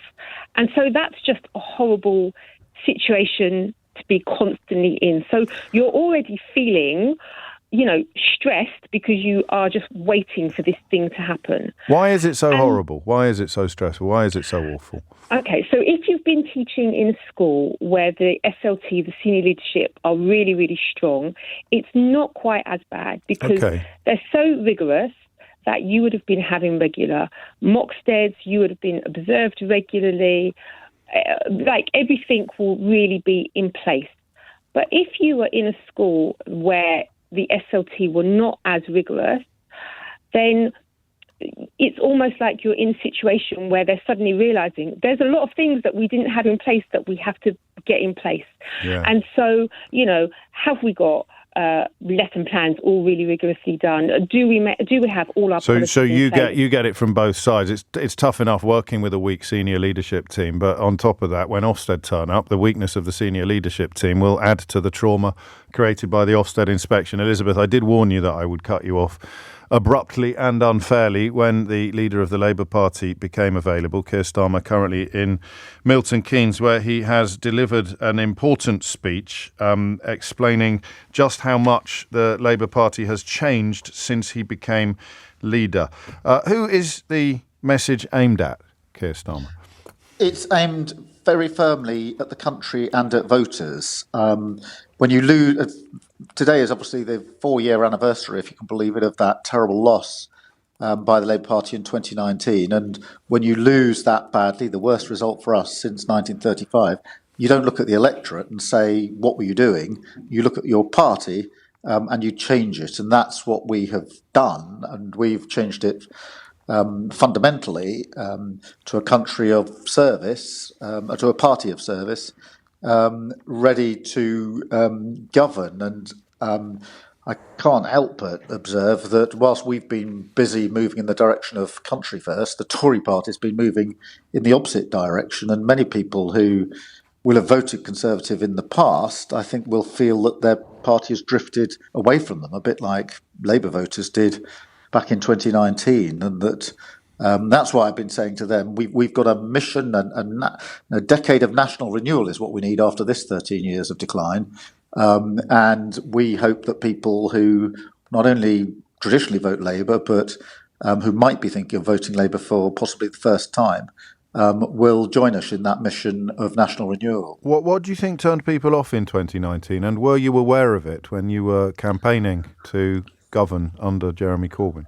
I think I'd say two things. We drifted too far from our core purpose, which was as a party set up to serve working people. We drifted too far from that. We also, James, we turned into a party that was having an internal discussion with itself and not focused on the voters and the country. And that's why we had to turn the party inside out.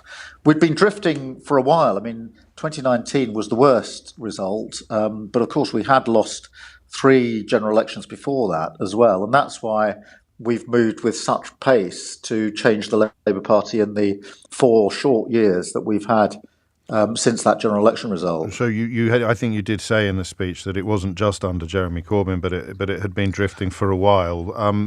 Did you run this by Ed Miliband before you gave the speech? No, and I'm not having a go at Ed by any shape or means. He's a very good colleague. He's one of the central mission drivers. We've got a mission, obviously, to get to clean power by 2030. Really hard to do, but vitally important. And Ed is leading for that. But I mean, I don't want to ignore the fact that we've lost 4 elections in a row, and pretending that it was just one, dark winter night 4 years ago today. So where is I don't think it's realistic. Where is there more clear blue water, between you and the Labour Party of 2019, or between you and the Conservative Party of 2023? Oh, there's blue water between both. I mean, between where we were in 2019 and where we are now as a Labour Party, we are a fundamentally, totally changed party. Well, and I think in terms of the policy offer, where are the most fundamental changes? Well, then if you go to the policy offer, and particularly on the difference, because people then say, well, what's the difference between you and the Tories? Well, I'll tell you the difference. Firstly, we're absolutely mission-driven, this sense that we've got a driving sense of purpose, not the sticking plaster politics we've seen, that what we want to do with that is to get economic growth, wealth creation across all of the country, in every place across the country, not just in some places. We want to go for clean power by 2030. This is to embrace what we have to do with the climate obligation and turn it into a set of opportunities. As we are going towards that opportunity, Rishi Sunak is retreating from that. You can see that in what he's been doing over the last few months. We want to pick up the NHS, put it back on its feet and make it fit for the next 75 years, fundamentally different to where the Tories are on this. We want to smash the class ceiling and make sure every child has the chance to go as far as their talents will take them. I'm still shocked, will always be shocked, that in 2023 more children will have their futures determined by their parents' salary or income than by their own talents. And then also making our streets making sure our streets are safe, communities are safe, and within that fifth mission, halving the violence against women and girls. That is a huge. No government, no oppositional government has ever committed to that before. So, there's blue water between the Labour Party now and the Labour Party that lost dreadfully 4 years ago. There is absolutely blue water between us and the Tories in terms of the direction of travel, where we want to go, and the ambition, frankly, of the country. I wonder whether your speech will be overshadowed slightly by events in Westminster, and whether events in Westminster will be slightly overshadowed by news that an asylum seeker has died on the Bibi Stockholm barge. Yeah, I mean, just on both those points. Firstly, yes, of course, the circus is back in town in Westminster with the Labour Party in this sort of self-indulgent vortex of nothingness, where they're sort of dragged towards, woke, wedge, where can we find divides? They've got into that political space. Meanwhile, we're just a few weeks from Christmas. We're in the middle of a cost of living crisis. Many families won't have the Christmas they want because they can't afford it. The NHS has got 7.7 million people on the waiting list and rising. And next year, 2024, as we turn into it, 2.3 million mortgage holders who are on fixed mortgages will be paying hundreds of pounds more per month because of the damage that the Tories have done to the economy. So there's a sort of reality gap between the real world and the Tories' self-indulgent grandstanding and star chambers, all about positioning themselves for the future and having a fight amongst themselves, and what's going on for millions of people across the country. On your second point, James, I mean, I'm not... this has broken this morning, and all I can say is my heart goes out to the family of the person who has died this morning, the asylum seeker. As a human being, that is my first emotion.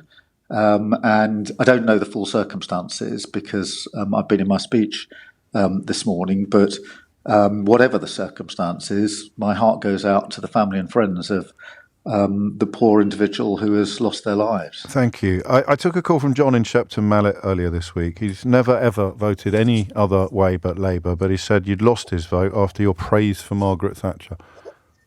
Oh, well, I mean, I hope he actually read what I said about that, because I am absolutely determined that we need mission-driven government, a government with a real sense of purpose, not drifting like we are at the moment.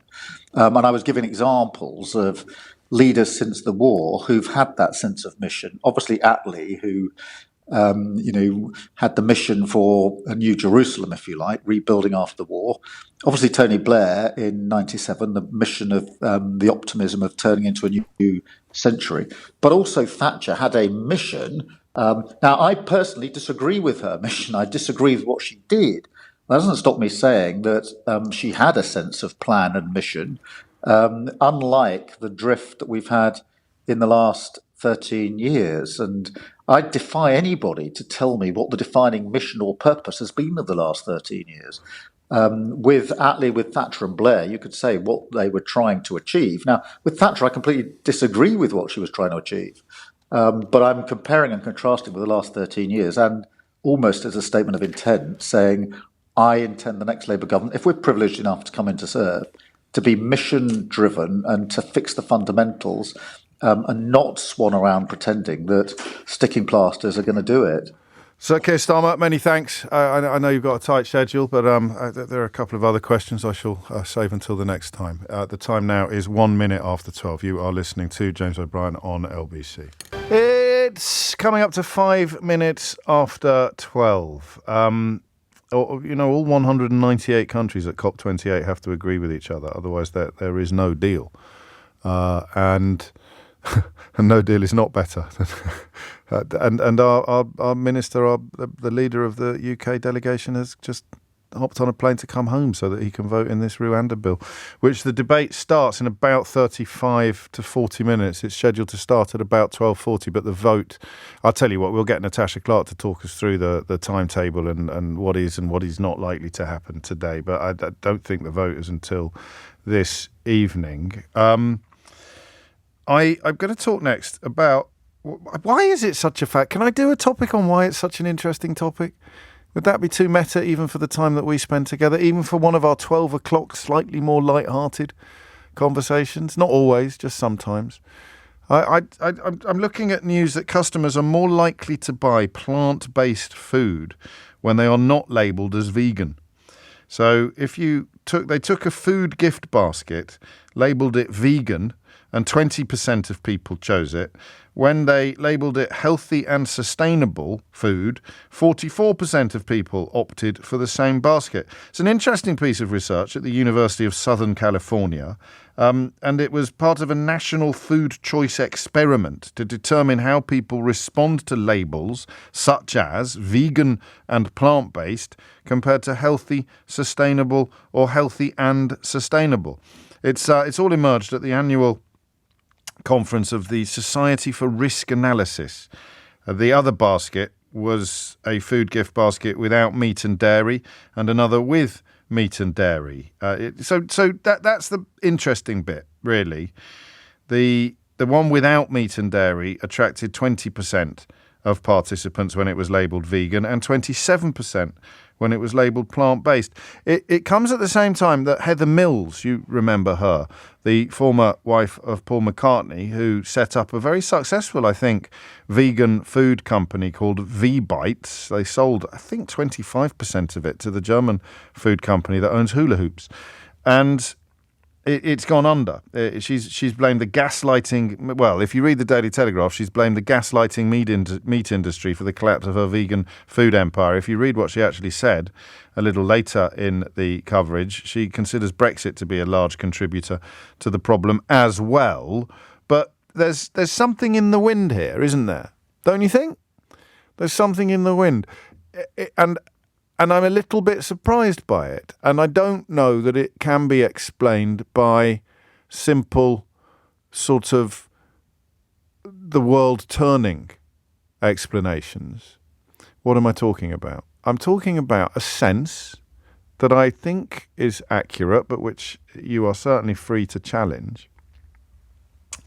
I'm talking about a sense that the feeling we had, what would you say, 3 or 4 years ago? 5 years ago? So no, only three to 4 years ago, that vegetarianism and veganism were on the march. I think that sense is dissipated, and I don't really know why. Heather Mills thinks that it is because of very deliberate campaigns by the meat and dairy industries, and she adds, sadly backed by select celebrities who, in my view, should take their responsibilities as influencers much more seriously. I'll quote her now. Many of the campaigns we are seeing, such as the Got Milk campaign by the dairy industry, joking about plant milk, insulting lactose-intolerant people, as well as ethical, environmental, animal lovers, are well-funded gaslighting initiatives that detract from the facts and sow the seeds of doubt in consumers who deserve to know the truth. The plant-based industry, she says, if you've got to fight fire with fire. The plant-based industry needs to take a lead from the dairy industry in unifying its voice as a force for good and promotion of the facts, as opposed to a litany of lies and misinformation. It's not the only company to have had problems. Nestlé has axed some of its vegan products. We talked not long ago about how supermarkets have cut back the number of specifically vegan lines that they sell. Pret-a-Manger has closed most of its veggie pret stores. See, this is what I mean by the tide that seemed to be raging just 3 or 4 years ago. The Pret-a-Manger stores that were specifically vegetarian. The supermarket aisles that were absolutely rammed with vegan products, specifically labelled vegan products.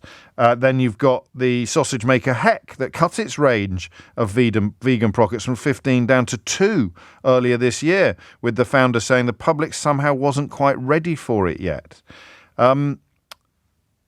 Why has this happened? You're welcome to challenge my suggestion that the mood seems to have changed, the tide seems to have ebbed. But if you accept my analysis that the whole vegan-vegetarian march seems to have halted, why do you think that is? Why do you think that is? Have we been manipulated? You know, I don't need much convincing about the power of lobbies. I find these weird, bogus libertarians, they call themselves libertarians while they're essentially shilling for organisations that spend millions and millions and millions of pounds trying to influence our choices,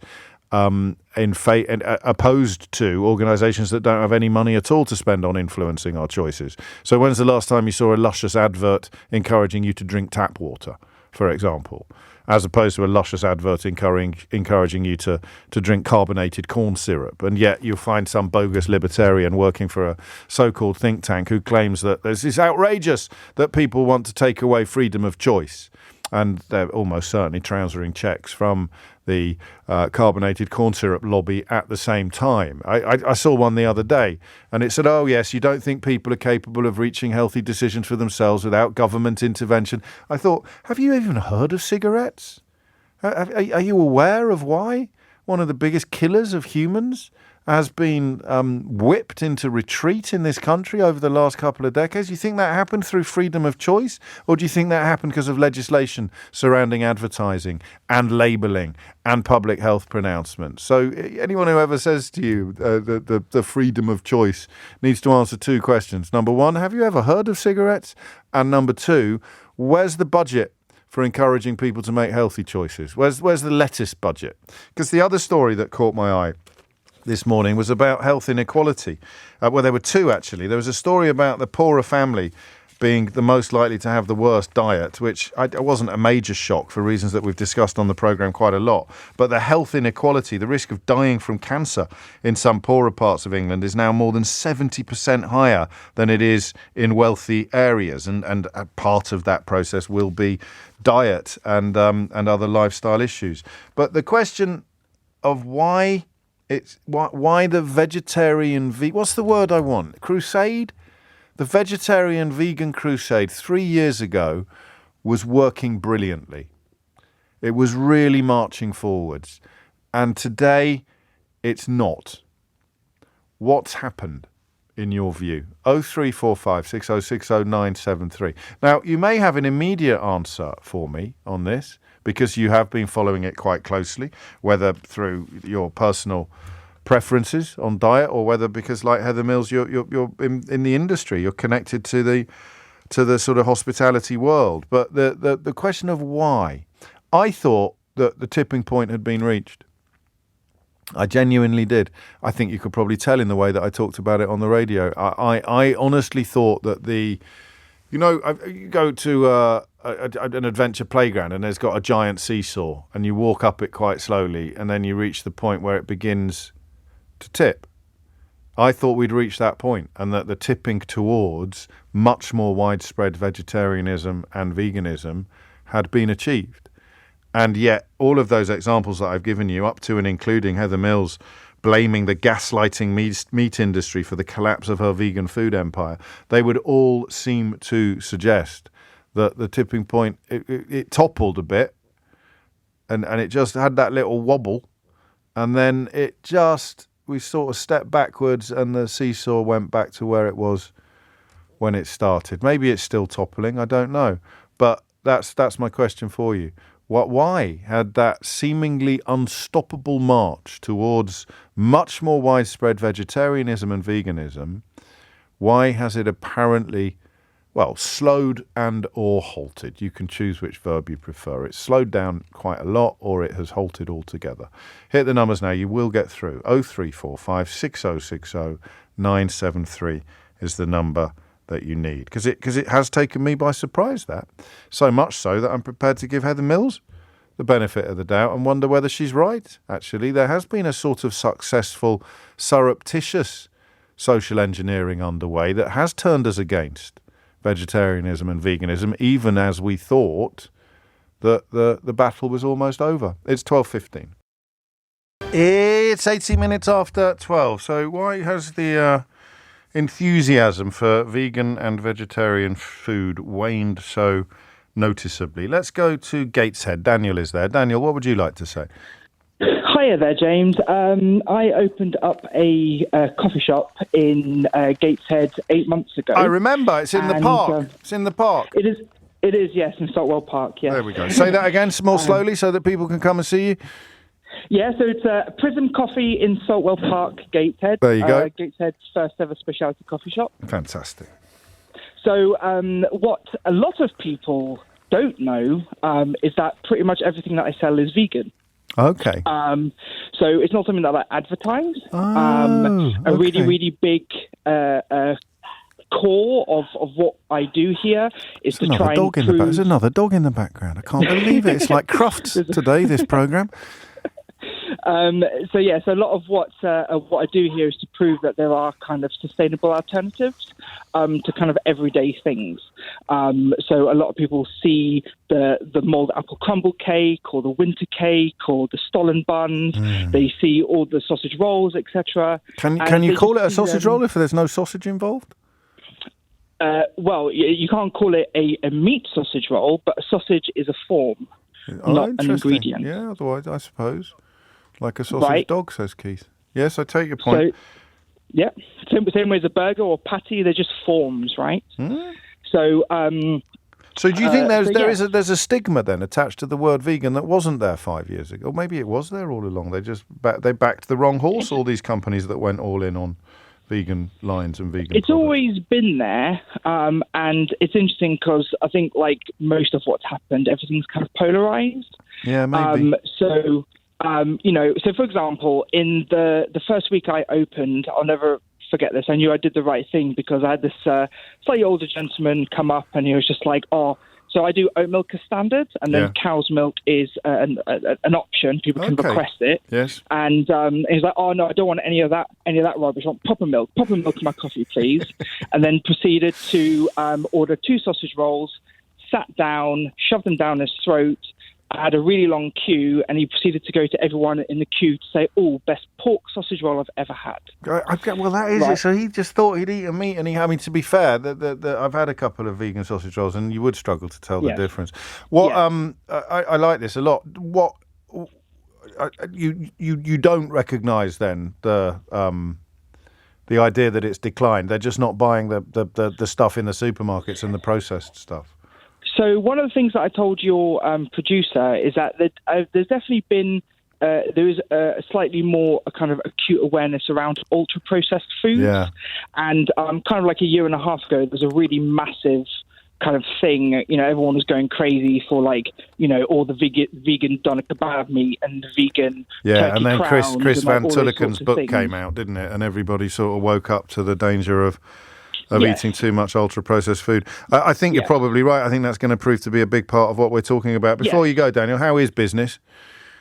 It's pretty good. I've a slight weather dependency, so yes, of course you have. I'm a bit of an amateur. This is my first business, etc. So I'm trying to kind of tackle the whole Christmas thing and whatnot.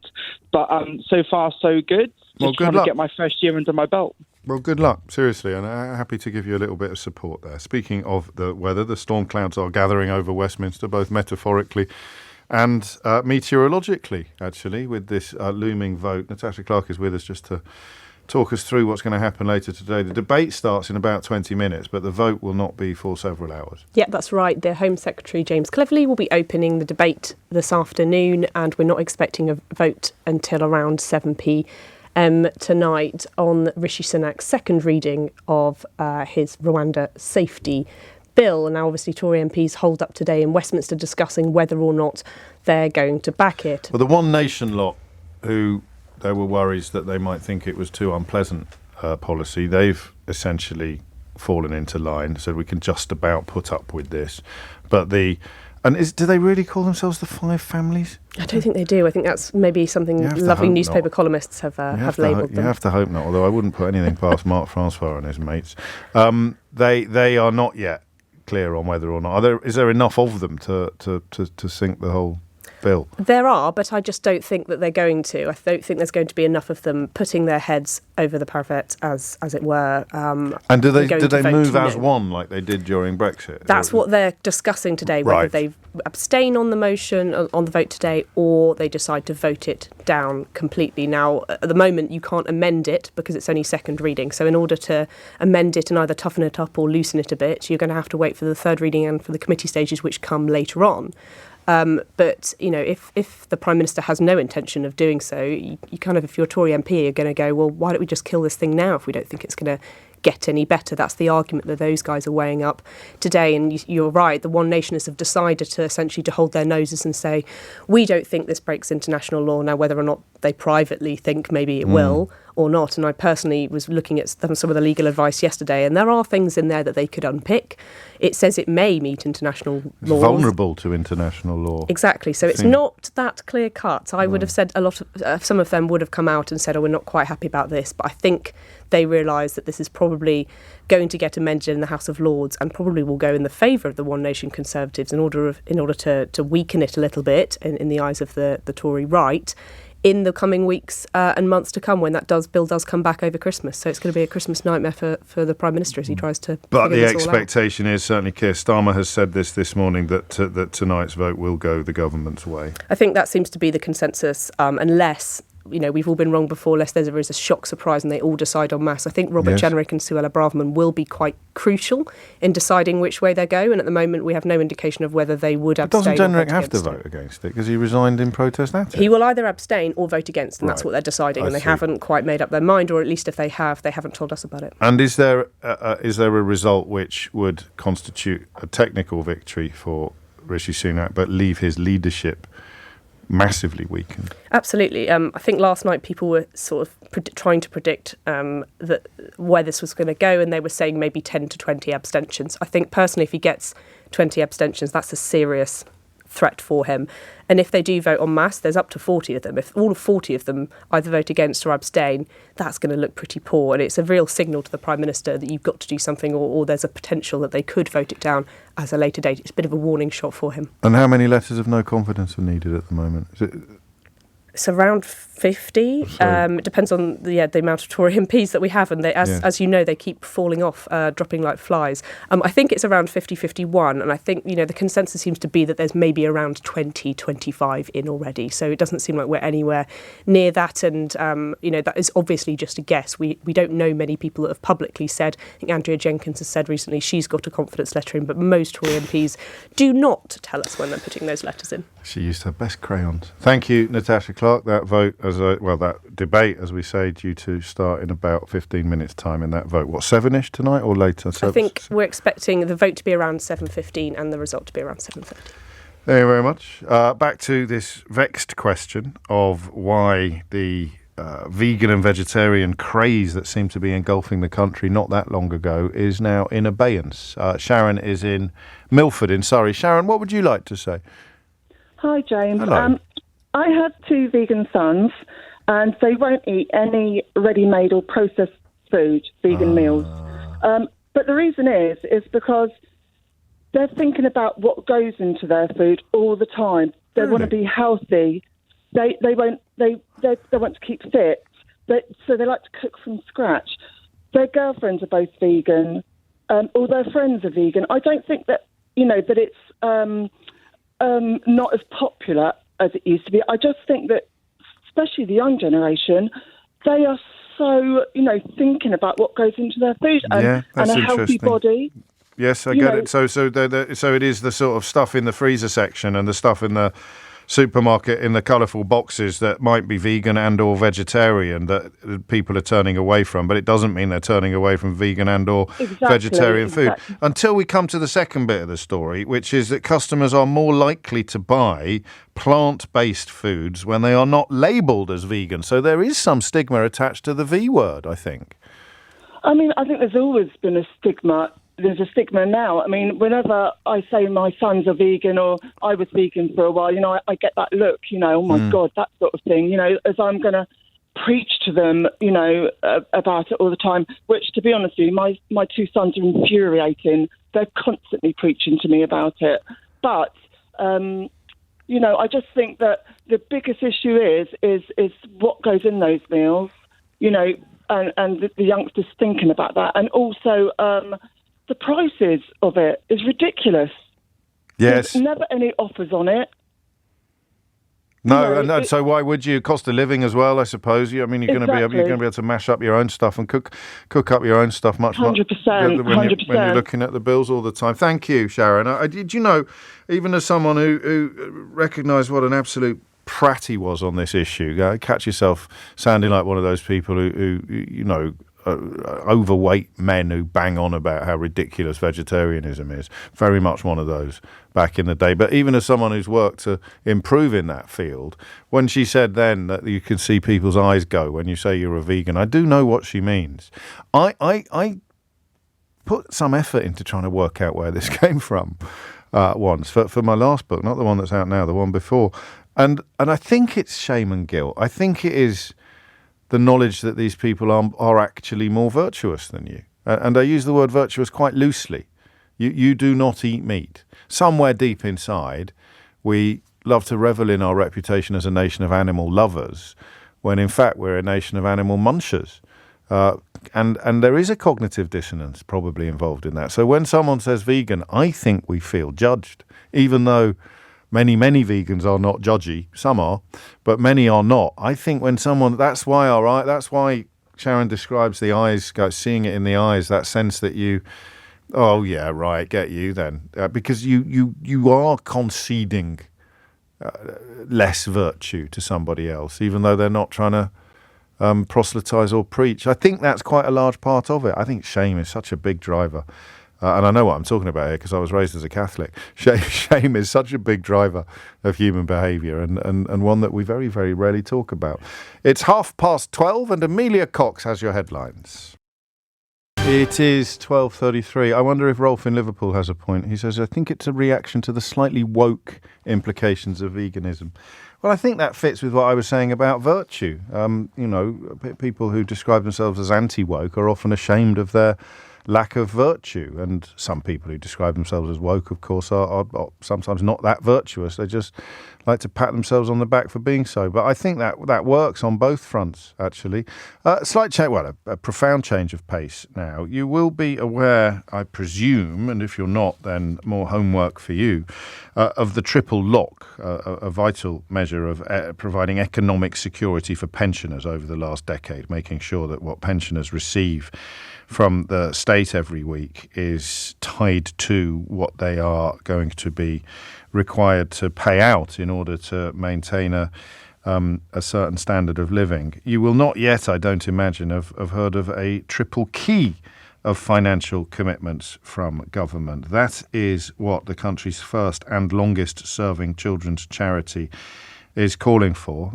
I speak of Quorum, a charity very close to my heart, that has published its Charter for Children, calling for precisely that, calling effectively for a realignment of the social contract between society and its children. Carol Homden is the chief executive of Quorum, which, for those of you who don't know, is a growing group of charities and organisations supporting hundreds of thousands of children in almost every imaginable way, as well as offering support to I can't say older children or younger people, but you know roughly what I mean by that, and families every single year. So what has happened to the social contract, Carol, and why does it need to be realigned? What has happened, James, is that children have drawn the short straw. over the last decade and compounded by the pandemic, children are now struggling to find their way to the future, both in terms of their skills, their security and their equality in society. And we all know as parents that the most important thing that we can do is ensure that our children have the best possible chance in life. And this needs to change now. And this changes through financial commitment from government? Yes, we believe that it is not sufficient only to talk about intervention, that it is necessary to talk about the bedrock on which children's futures are built. And that, of course, means that we need to nourish children, educate children, and ensure that they feel safe and secure wherever they are. So we're really looking for fundamental principles to be applied, that children have a fair share of our national resources, that they have an equal chance no matter who they are or where they live, and that they have that security of place and the people who support them. This is achievable, and it is a realistic call that we could do the same for children as we have rightly done for our most vulnerable old people. So how would it work? And how would the money which you describe as being less than a penny in the pound, between 0.6 and 0.7 of percent of joint national income, how would it reach, or how would its benefits, the benefits that it brought, reach and impact on children directly? Well, we all know that children depend uniquely on the support of their families and on school and education. And these mechanisms are very well established. They are not that difficult for government to apply. So it's really a policy and an economic decision and commitment to increase the resources for our children through schools, and to increase the resources for children who depend upon the benefit system.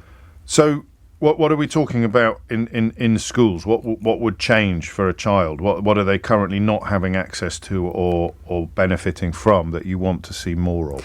Well, we certainly want to see more children having access to a more rounded curriculum, and but most of all, the important thing is that schools have the resources that they need to make the decisions for the children in their area. And we have seen contractions in terms of the support children receive for creative curriculum, for example. The investment in personal, social and health education is absolutely vital. We have now 1 in 5 children facing a probable mental health crisis at some point in their young lives. Well, these things can be addressed, but schools are best placed to make the decisions locally through a simple mechanism if resources increase. We need to reform early education and childcare and make sure beyond the current commitments that every child can access a childcare place. There is very significant insufficiency, and particularly for children with special educational needs and disabilities. So, well, you will know better than I do that was cited as one of the reasons last week why so many councils are going bust. So there's almost a political mood abroad that they should be turning down the dial on some of those provisions, as opposed to, as you're calling for, turning it up. Well, I wonder why it is that we need to make the case that early investment is a better investment. Do we not all know that as parents? And certainly that a small amount of help early is very likely to turn the tide of more expensive help later. Not always, of course, because some children face very significant difficulties. But if we simply deny the issues that children face, then we do so at our peril. You mentioned, well, I know that the charity's been around since the 18th century, 1739, when Thomas Quorum set it up, and the Foundling Hospital that he founded, some people listening will know of through the Jacqueline Wilson novels about Hetty Feather. But the experiences, anyone who's been to the Foundling Museum near Russell Square will know that the world has changed a lot.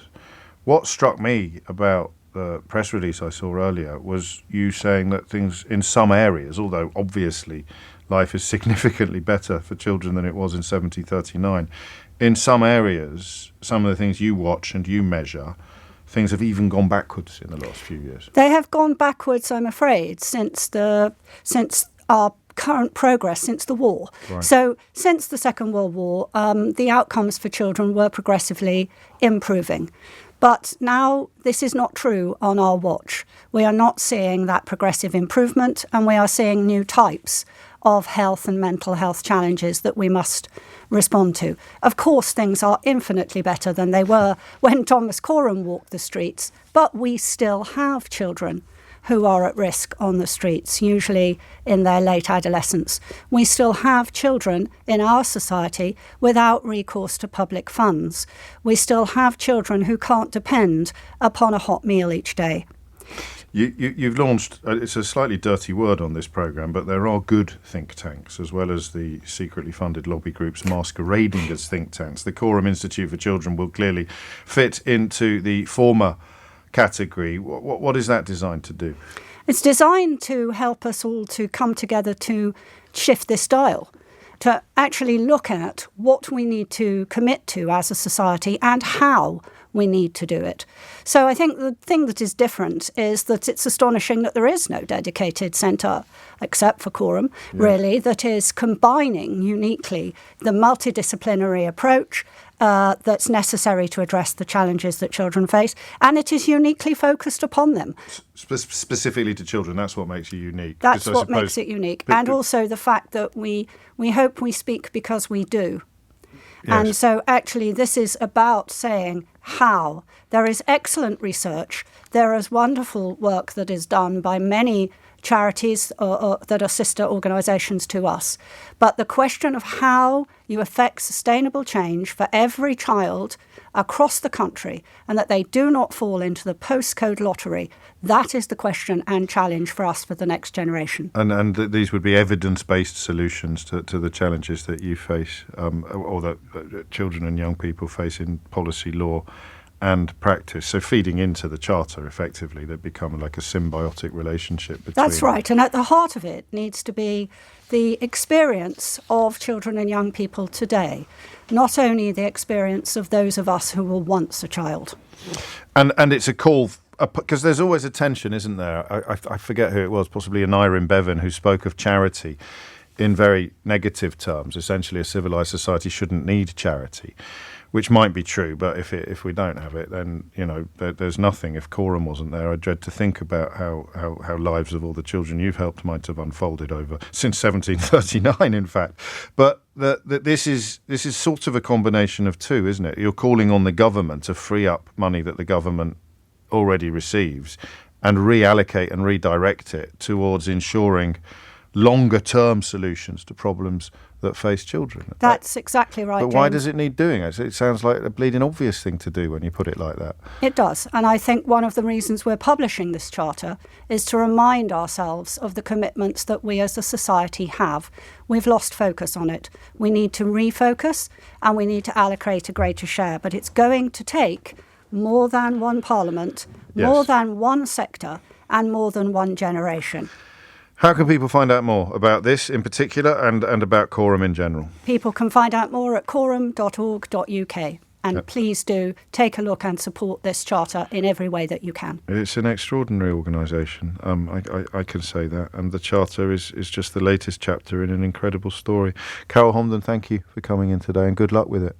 Thank you, James. It is coming up to 1:45. You are listening to James O'Brien on LBC. Some of the stuff ties in with this, actually, on stuff like diet and food. The poorer families much more likely to have health problems later in life. And Carol's point, I mean, even if you just look at the story today about health inequality, meaning a chance of fatal cancer rises 70% in poorer areas. If you can change early in those lives behaviours and knowledge levels, then society benefits financially later in life because you're not spending money on treatment and care. It's 12:45. 12:48 is the time. That rather splendid Larry the Cat Twitter account, which is not actually written by the Downing Street Cat, has responded to that remarkable story this morning about Conservative MPs having a crucial breakfast. I wonder if it was a patriotic breakfast. Do you remember? Yes, happy days. A crucial breakfast with Rishi Sunak. All the usual suspects, 30p Lee, Danny Kruger, Miriam Cates. Larry the Cat has tweeted, 2 of them complained about a lack of Cocoa Pops and one chucked the croissants in the bin, calling them foreign muck. which is good parody, but unfortunately it's incredibly close to, well, very, very close to believable, isn't it? 12:49 is the time. Staying with food matters. I don't know. I mean, listen, if there's two stories here that I've probably not correctly distinguished between. Why would customers be more likely to buy plant-based foods when they are not labelled as vegan? So the sense that the march towards veganism and vegetarianism was inexorable has gone. I think 3 years ago, possibly even less, it felt as if the tipping point had been passed and that we were all going to be living much, much more plant-based lives. Now, separately from that, the processed plant-based products have declined enormously in popularity. There was an early spike, but as the founder of Heck, the sausage maker, has said, the public just wasn't ready for it. They didn't want all that veg in a sausage. So the stuff, the pre-made stuff, whether it's ultra-processed or not, the pre-made stuff has lost in popularity. But that doesn't explain what I would call a stigma issue. When a food basket was labelled vegan, 20% of people chose it, but when it was labelled healthy and sustainable, 44% of people chose it. So that is a stigma. Why? Why is that there? So it's not just about the fake meats that a few of you are picking up on. Sam in Glastonbury says it's too expensive, James. I don't buy the fake meats unless they're in the reduced section, which is quite often as they're not selling very well. But I'm not going to pay £4 for 2 fake burgers. No, but that's a different thing. My fault. I've set them up as if they were part of the same story, but they're two different stories. I'm interested also in the stigma element of this. Why would you be more likely to pick something up if it said healthy and sustainable on it than you would be if it said vegan? Jacob's in Warrington. Jacob, what would you like to say? Hi, James. Hello. Well, I actually was thinking more along the lines of the cost of it. I know you just touched on it, saying it's more about the stigma, and I agree with that.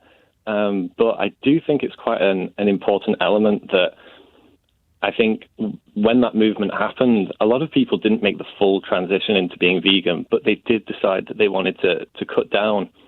And a big part of that is saying, okay, well, instead of getting cow's milk in my coffee, I'll get an oat milk. But when it costs 50p more, I think less and less people want to do that nowadays. Yes. Yes, so simply prioritising pennies over, I don't want to say principles because that sounds a bit judgy, but prioritising pennies over, can we call it a luxury choice? Kind of? I think for some people you can. I think for me, myself, I went vegan 5 years ago, and once I'd made that decision, I knew I wasn't going back. But for a lot of people who just want to do their bit, sometimes, I don't know, maybe, for a lot of people it's more important to watch the pennies. We've forgotten something as well, and it's very easy to forget, Liz Truss. And in fact, someone pointed out earlier that when I said that we hadn't had, there wasn't any budget for lettuce advertising, someone pointed out we'd actually had a lettuce budget, and it almost crashed the economy entirely.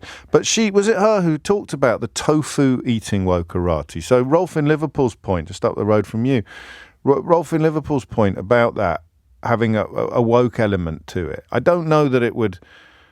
Well, it must be out there, mustn't it? Otherwise, Liz Truss wouldn't have bothered coining that ridiculous phrase.